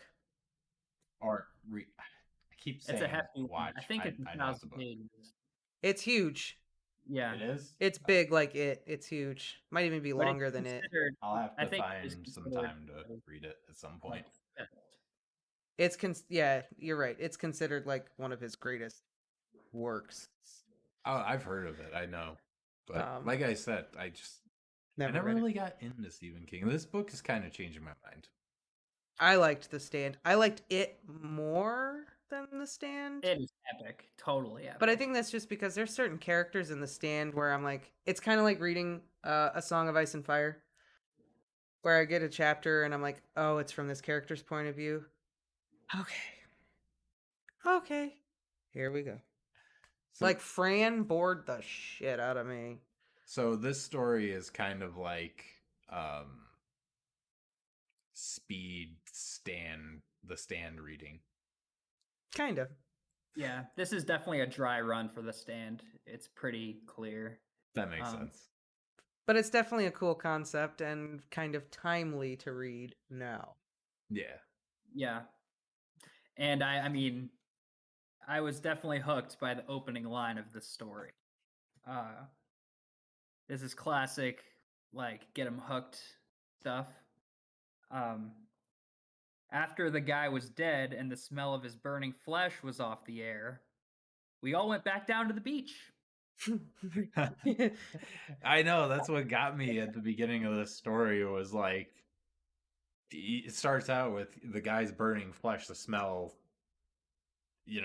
and then it's just like, yeah, so we like this radio station and we like that radio station. It's like, wait, what about the guy who was burning?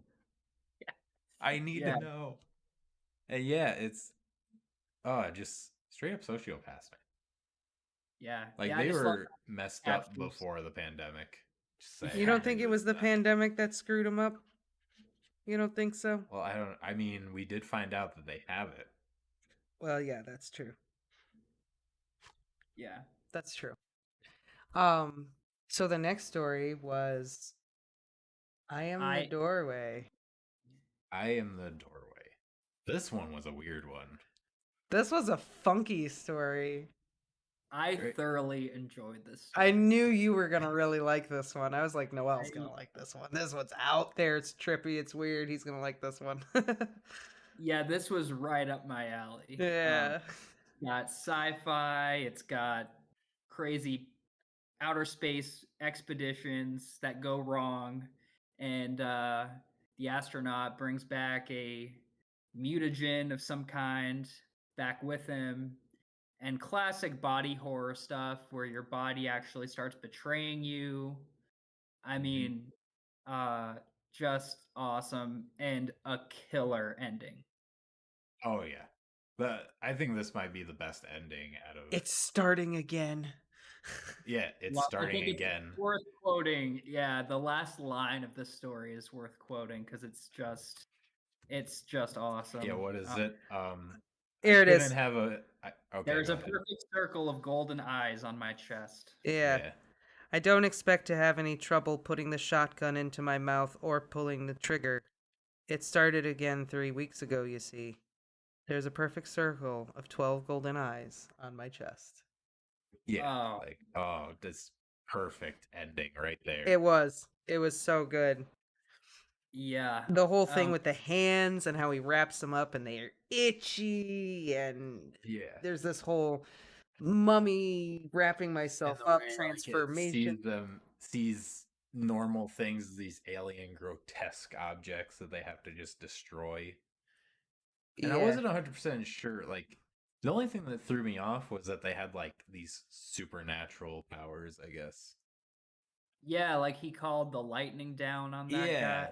Yeah, like, I was going through, like, okay, I could see them, like, being able to control his body and stuff, and they kind of explain, well, his... Like, how they take over his conscious... Like, they take him over and he doesn't know what he's doing. He's not conscious when they're, like, murdering somebody. And even though he's in a wheelchair and he can't walk, he explains it, well, your car can't drive until you get in it. Right. So it kind of made that. But then, like, the whole lightning thing just kind of threw me off. I think that was my only negative about this story. I was just kind of like, okay. They call down the lightning. Yeah. But I think you can explain it like they're beings from another planet, You don't know what they're capable of. That's true. I mean, that's kind of how I brushed it off. But I get what you mean. You're just like, really, guys? But it also leads me to wonder about the ending, at least. So, the 12 eyes showed up on his chest. He's going to put a shotgun in his mouth and blow his brains out, yada, yada. If they could control his body to, say, make him move and bury the boy. And then move the body. Could they just manipulate his dead body after that? Is it really going to stop them? I mean, it might put him out of the misery, but does that mean that these... Yeah, why wouldn't they just reawaken in that body? And yeah. Exactly. Unless they need a living host. Yeah, maybe they need his brain or his heart to be functional in order to live. Like a parasite or something. But this, I don't know, they have the ability to call down lightning, I think they could figure out a way to survive without it. Also, are they infectious? Exactly. Are they contagious? Has he potentially exposed other people? Right? Is it like COVID or Captain Trips where it's like an airborne thing? Right? Yeah. I think this is another ending where it's great in that sense because you do have these thoughts like, does it really stop them at this point? Or will they even let him kill himself? Or will they sense the danger of what he's gonna do and stop him from killing himself? But even if he does, I mean, is this how the Headless Horseman is born? With an alien twist. Yes. That would be great to see like Sleepy Hollow, but with aliens. The sci-fi version. Yeah. Astronaut Ichabod Crane returns to Sleepy Hollow Station after 5 years in cryosleep. That would be sick. Nurse Katrina wakes him up. Captain Braum is very angry because Nurse Katrina spends too much time with astronaut Ichabod. And then there's the headless spaceman. Oh, there's a premise for a story. That and owls. Gotta get on that. Owls. It's a hoot. I'm telling you, we need a giant owl creature feature. We need a flying kaiju. I'm totally down to watch it. Back to the story though. I felt bad for his friend, Richard. Oh yeah, Richard was trying to help. Richard was trying to just be a good dude, be a good friend. And he's like, no, I don't want to show you my hands. And Richard's like, oh, come on. What's the worst that's going to happen? Hopefully you got eyeballs on your hands. Dude, what happened to you? Like, yeah. And then he gets struck by lightning. Like, God. It's terrible. The lightning scene, I have to agree, Evan, that the lightning scene, certainly the most fanciful scene in the story. Right. Even to the point where King is just making up words. Like, did you guys notice that the word orlesque is used? I don't think that's a word. There's my hands flew over my head in a screaming orlesque gesture. I looked it up. I couldn't find a definition. Oh, really? Yeah. So, I mean, I think I kind of glanced over that when I was reading. I picked up on that because I was like, orlesque, what does that mean? And then I looked it up and no, nothing. And I'm just like, whoa, he's just making up words now. That's what I mean. Like, I could see how it could fit in a story, but nothing really led up to the idea that they could do that. It just seemed out of nowhere. I was going to look up the word, but I can't look up the word. That was like what threw me off, at least. Yeah. Yeah. I just wanted to, that was a note I made. I wanted to point that out. But this was, I think next to Jerusalem's Lot, this was my favorite of this 5 stories. Because everything I like, it's sci-fi horror, aliens, body horror, creepy, weird stuff happening. And I also loved, I'm a sucker for different perspectives in stories, and there were multiple scenes where you see the eyeballs looking at himself. Like he sees himself through the eyeballs. Yeah, that's a weird Totally weird. sensation. Yeah. And I loved that. I just thought, I actually had to stop reading at that point and kind of picture what that would be like in my mind. Yeah, I did too. Your I had to eyes like still see. I had to stop It's and weird. visualize that. yeah. So on your Orlesque question, I actually just looked it up. I Googled it. The first post to pop up on Google is Orlesque, real or made up? And it has the line from the story. book. So you're Does not it? the only one who has asked that. So I'm pretty sure it's made up. Yeah. Oh, that's great. I'm glad that I'm not alone in my quest to find Yeah. out what burlesque means. Yeah. Orlesque is not of the English language, at least.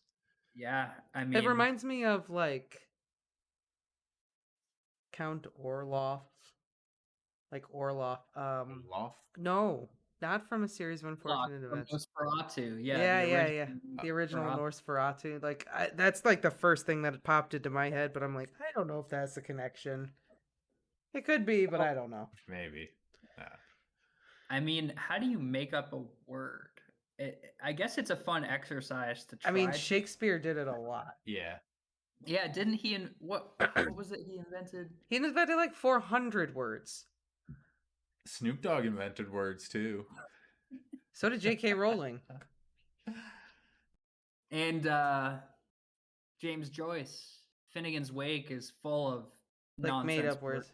Yeah.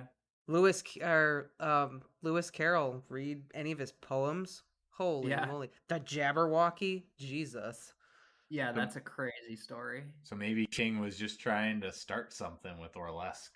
I mean, it's a cool word. It is. I definitely got the vibe of what he meant by the word.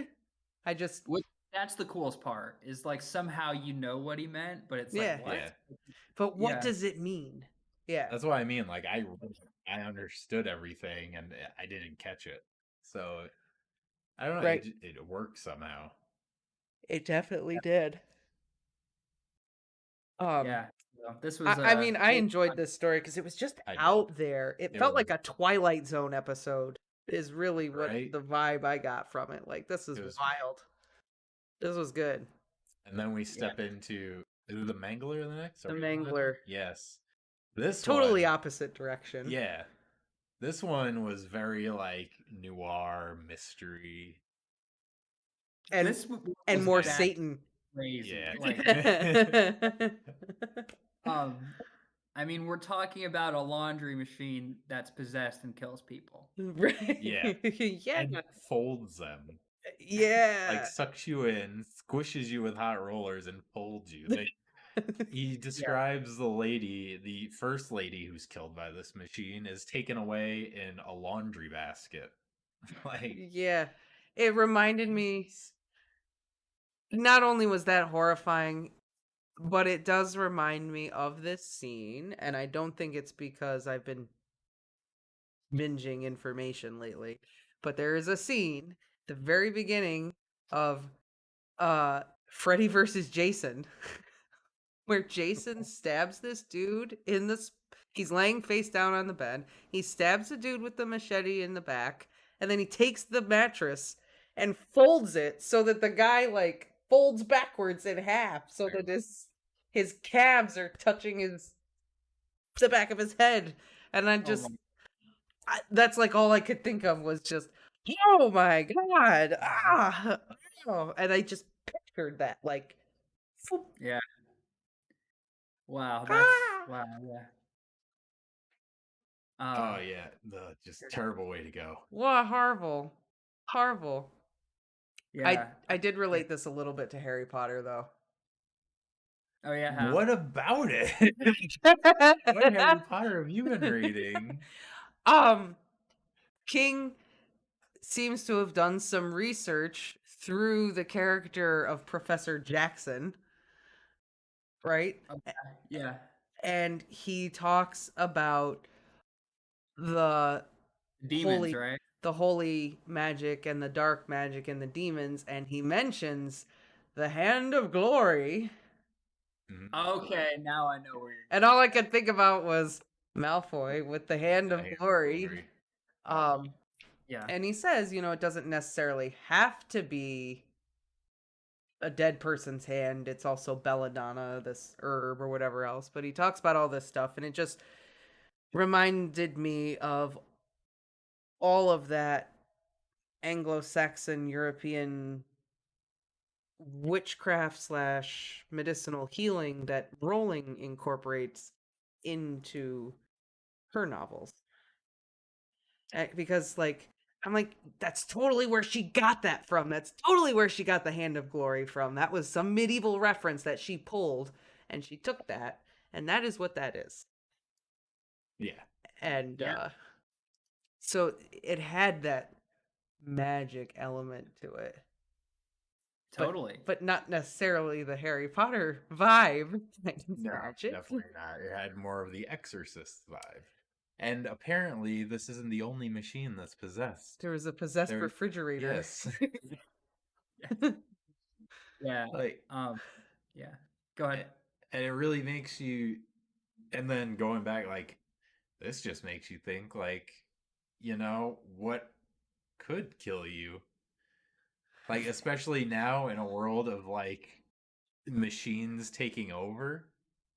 Like, it really puts the fear of God in you. Are you going to walk over to your refrigerator, open it up, and get an ice cold beer? Or are you walking into the shadow of an abattoir, Yeah. It's like inanimate objects, they seem like they're just whatever, but you never know. Right. Like a spirit inside one. I mean, the ghost in the machine, one might say. exactly. Yeah. I mean, I guess This is a very old Japanese concept. Yokai. Oh yeah. And the idea that there are spirits inside of objects. That's true. It's a very old Japanese concept. I guess though, like modern day, it isn't as scary because everything's gotten smaller. So your phone might, but it's gotten smarter. Break your toe. Yeah. It's gotten smarter. I guess more electronics have become, like, heavy machinery isn't as common, but things have gotten smaller, more electronics. I guess now, instead of your killing you Xbox that might way- have eyes in its hands and call down the lightning. Yeah, right. Maybe. Bill Gates is watching. No, I was actually thinking, like, a cool modern day twist to this would be, like, your phone could tap into your nervous system. Your nervous system is just electrical signals. So if your phone could do that and then control you through that way. Yeah. So, have you read Cell by Stephen King? Just gonna ask that question. Oh, well, there's another one. Actually has a whole book about this. All right, there we go. Yeah, See, great minds think alike. Yep, he wrote an entire book on that concept. Did you like it? I actually thought it was great. Yeah, I really enjoyed it. I thought it was really good.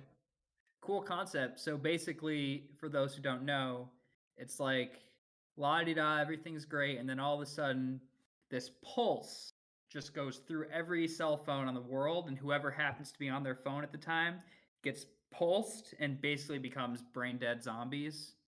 And they become like zombies. Like they start killing people. Like they start manually killing people, and then it gets weird. Like then they start doing weird rituals and stuff, and it just gets super weird. But I was gonna bring that up when you started talking about technology, and I think King really has a distrust of technology in a sense. I think he's very suspicious of it. He's just like me. I'm very suspicious of technology. I feel that way about a lot of things. Like every time Evan tells me about this new AI development, I just narrow my eyes and go, I don't like that. That's not good. I mean, this isn't good. I feel like it could go either way, It's going to go badly because that's what people do. Well, people are terrible. I mean, with technology advancing and stuff, they're saying like quantum computers could be up and functioning by mid-century, like 2050. I know, but our brains are not evolving at the rate that the technology is Well, I evolving, know, we still but have I'm so saying, many like, monkey brains. at that point, with that like computing Use a power, word. you could solve like all the greatest mysteries of the universe in less than a second, or you could have the Matrix. We're gonna Like, have the Matrix. We're gonna have the Matrix. That's what's gonna happen. We're already in the Matrix. Like, come on. I'm just saying, humanity is not going to take some great gift like that and say, "Okay, we are going to find out the greatest secrets of the universe." No, we're going to use it to enslave the people who are not like me, who I don't like. That's what we're going to do. Because that's what we always do. Maybe. Well, Not the to- answer is 42. Well, that's true. Yeah. It'd be so No, great if yeah. that's what the quantum computer said too. 42. Well, isn't, 42. I've thought isn't about the it for idea- quite a while, and 42 sounds pretty good to me. I've thought about it quite a long time. Yeah. I That love being the said, idea. I loved just the thing that got me about this story was it was wild and just how quickly the cop was like, yeah, this is haunted. He was ready to believe. And then I love how King Get me some holy water. We're going down. how King and Jackson do the research and they're like, this is what it is. I ran computer tests. Yeah. See, not all tech is bad. Some is on our side. I ran computer tests and I've discovered it is this kind of demon, so we're good if we do this. And then immediately after that, like the spirit of the lady that was killed is like, oh, they don't know I was taking this medication that had belladonna in it. Oh Yeah. no. And so like you the reader know that they're walking into a death trap, but the characters don't know. And it's such a great little scene to set up for a reader. And I know King does this time and time again. A lot of horror writers do it, but it's one of my favorite things. It sets up suspense where the reader knows, but the characters don't know, and you just want to tell the characters it's not gonna go good because they're just like so confident. They're like, it's gonna be okay. We're scared, but it's gonna be okay. And you're sitting there with the book like, it's not gonna be okay. It's not gonna be okay. It's gonna be bad. Don't do it, guys. Don't. And then you have a laundry folder running down the middle of the street at the end of the story. Like that was just such an insane ending. like he gets to the guy's house and they just like, what is that? Like this is like the brave little toaster gone bad. The brave little toaster too. He's not getting left behind again. You know, there's like 3 movies. Brave Little Toaster 4. He's not getting left behind again. They went to space in one movie. I never saw that one. I never saw it either. I just know they went to space. But yeah, imagine if the Brave Little Toaster wasn't all cute and he just like ate your hand. Yeah, right. Toast is ready. Just kidding. I mean, Kirby was always my favorite character. The vacuum. Yeah. I always liked the vacuum. Grumpy old man. Yeah, he was my favorite. I like the lamp. Of course you like the lamp. No, the radio, actually. I think the radio is my favorite. He Now, he could kill you. I mean, he had some fencing skills and everything with that. Plus, like, radio waves, he could pulse you if he Radio wanted waves don't to. hurt you. They just, Yeah, but he you're could amplify himself with You're getting some... bombarded by radio waves right now. You're not listening. I know. I'm saying he has the capability to put out energy waves. He could amplify himself up somehow, attach an apparatus to himself. The man runs on batteries. He ran out after 2 days on the road. I think I'm fine. He has a cord. You plug him in. Fair enough. You know, my favorite part about that movie is when they get to the junkyard at the end and all the discarded objects are like singing to them. I don't The know. cars. Yeah, the cars all sing. And the song they sing it's called Worthless, right? Yeah. Yeah. And they're all like, I always saw it as this weird commentary on people because it's all these objects like I've been used up. I don't have anything else. Like Yeah. I've fulfilled my purpose, and now I'm worthless. But they do it in this like sing-songy, like rock and Children roll, friendly musical way. sound. Yeah, yeah. Just like if you watch that scene, it's kind of creepy because it's just like they're singing about how worthless they are, and it's like Well, so weird, you know? I think they do I think they amplify that concept when like they all finally make it to the apartment. They see all the new appliances and the computer talks mad shit to them the entire time. And he's just like, I can calculate this, this, and this, and this, and this. And he's just like talking shit the whole time. And then the big boombox is like, yep. And they're all just on and on about how much newer and better they are. And you guys are just garbage. Yeah. Can't wait Yeah. to see what the next folding machine says to this one running down the street. Who stops that thing? What happens? Jesus. Like, That's Jesus. it. It's in Yeah, Jesus' hands now. Like, And like Jesus would possess an iron, you know, like classic. You fold your clothes with an iron. yeah, Yeah. yeah, yeah. It would be like the old-fashioned one, right? Ah. But the by hand thing. Yeah, I don't think that's gonna work out too well for him, even if it is Jesus. This thing eats people. Iron is like, no. Yeah, I don't know. It turns into like this crazy demonic thing at the end too, with the gears whirring so fast it looked like eyeballs and blah blah blah, and it's just like I love that. That was great. And I did some research on this one. So I guess one of Stephen King's first jobs was working in a laundromat. oh, so he's writing out some aggression in this Well, story, yeah. maybe. But my theory is that, so you know how they talk about in the opening lines of this story, how like, you know, the Mangler, the title of this story, it's Mhm. like a slang term for one of the machines, right? The folding machine. Yeah. But you Mhm. have to think that when Stephen King heard the term Mangler referring to a machine, he was like, kind of sounds like something that mangles people. You know, like I'm sure he had that thought, like, whoa, Mangler, that's a creepy name. What if I wrote a story about a mangler that actually mangles Right. people? Yeah. Yeah, yeah. And And it's very high concept, you know, it's like top down design, you know, just like Mangler. Okay, that's the whole story. Now I just have to write it. yeah. I could also see it kind of as a shot at like safety regulations And too. industry, And for industry. sure. You know, Yeah. we kind of saw his shot at like management and the factory work and the graveyard shift.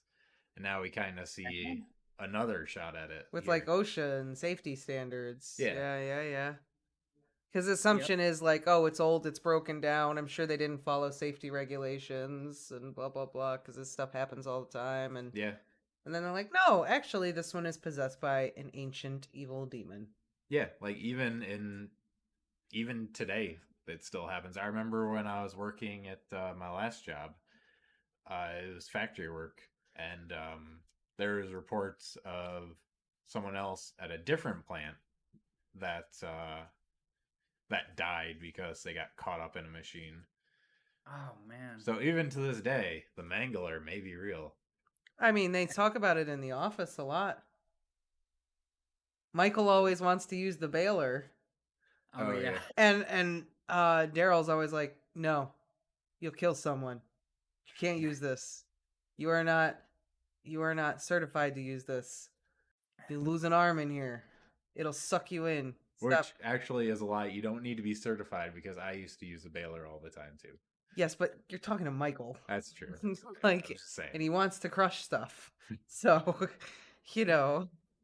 Yeah, he's a very simple person. He just sees a baler. Let's crush something. You know? Yeah, he Who else is doesn't. it there for? Yeah. Yeah. This story was just very, very straightforward. And I have to confess, I read the next story ahead for next time. Well, Ooh. we can't talk about it now. I'm not going to talk about it. All I'm going to say is, holy shit. Well, that's quite the teaser. I can't wait now. Yeah. Right. But Of all yeah. the stories so far, The next one, I was like, this one's messed up. This one is messed up. It does seem like they're getting a little bit more like messed up as we go. Like the Mangler.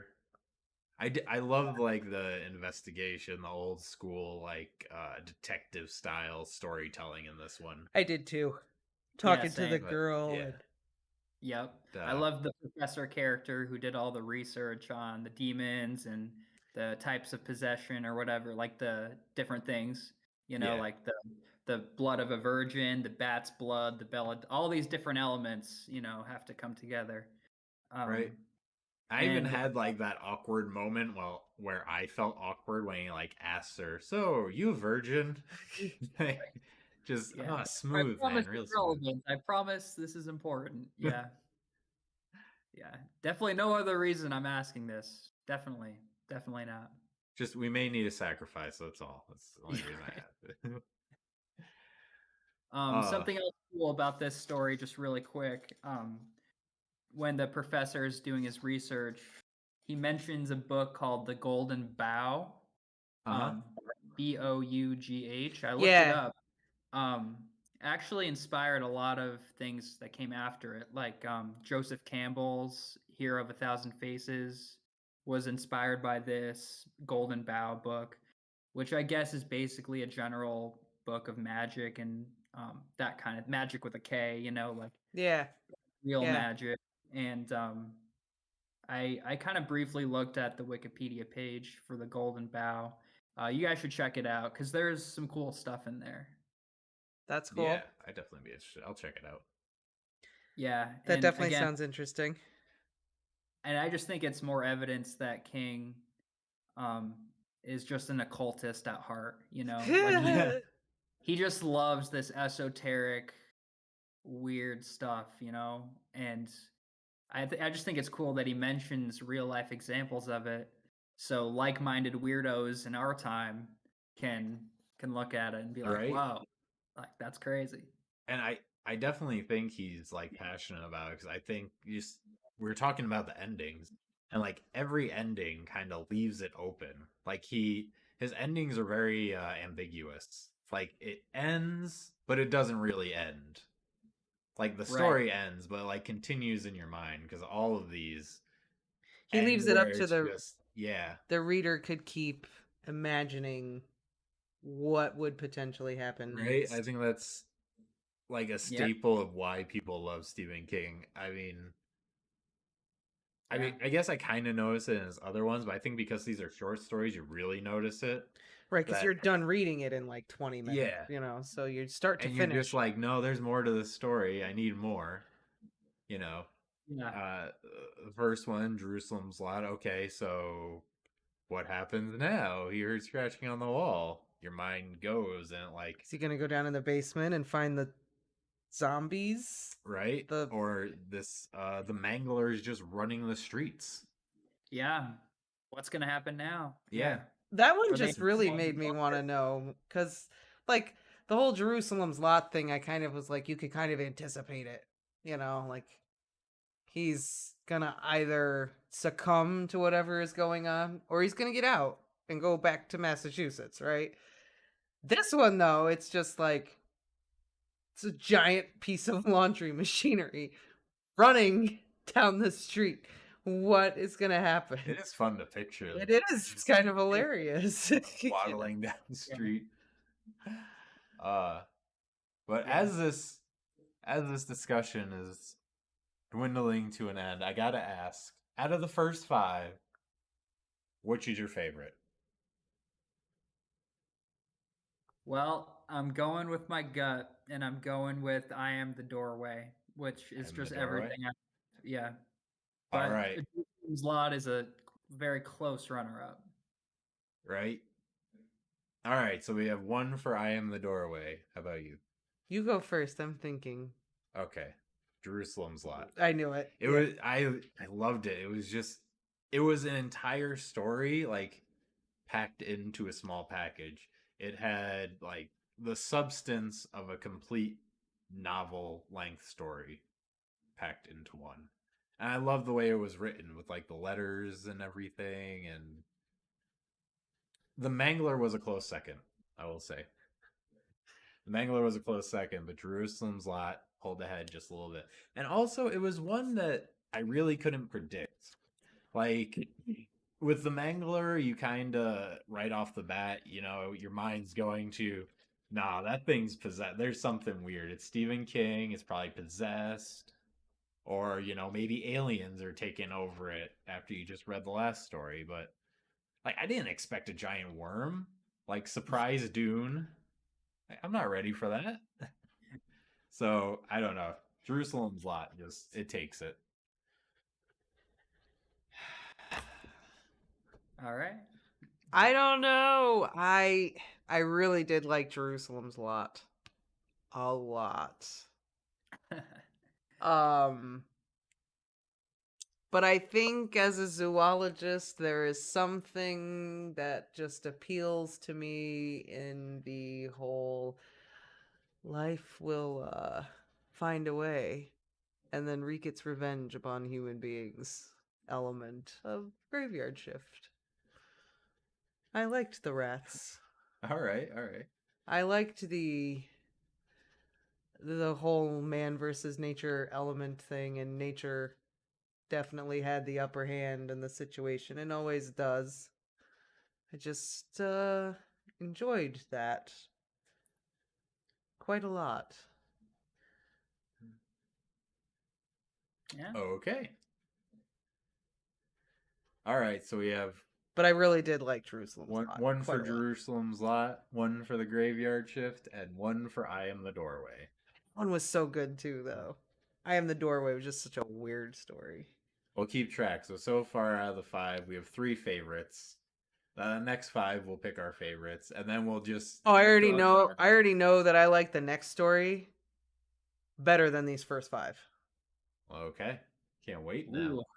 Yeah. But yeah, at the end we'll It's narrow kind it of- down, and we'll pick like our favorite of the stories completely. I think Okay. content-wise, the next one has also been the hardest one to read. Yeah, Yeah. Hmm. it's called The Boogeyman, right? It's the most hard, as in, I think it's by far the most disturbing of the stories. Awesome. I'm just assuming some demon or man hides under kids' beds and then rips them limb from limb or something. I don't know. Yeah. I tell you what happens. I'm just Half rat man. Well, boogeyman is kind of a catch-all term for any bad guy, right? So Yeah. it really could be anything. I mean, I Could be Oogie Boogie. right. I can't wait to discuss it with you guys. Let's just put it that way. It's by far, I think, the most disturbing story in the series, and kind of calls upon some of Stephen King's lesser known novels. That's interesting. I was reminded of some of his lesser known novels. wow.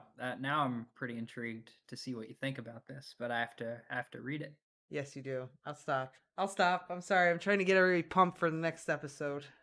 Series In live stream. true fashion, we gotta leave them wanting more. Exactly. So our next 5 stories, actually, our next 5 stories are The Boogeyman, Gray Matter, Battleground, Trucks.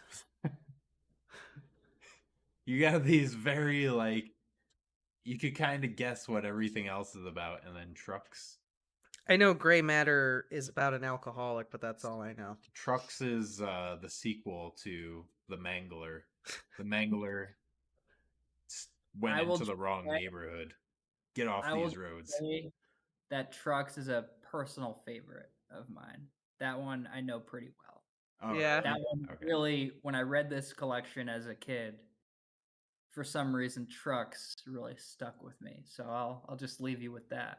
And then the final one we have to read is Sometimes They Come Back. Ooh. Okay. Someone has a resurrection stone, it sounds like. Guess so. Zombies. Sometimes, yeah, sometimes.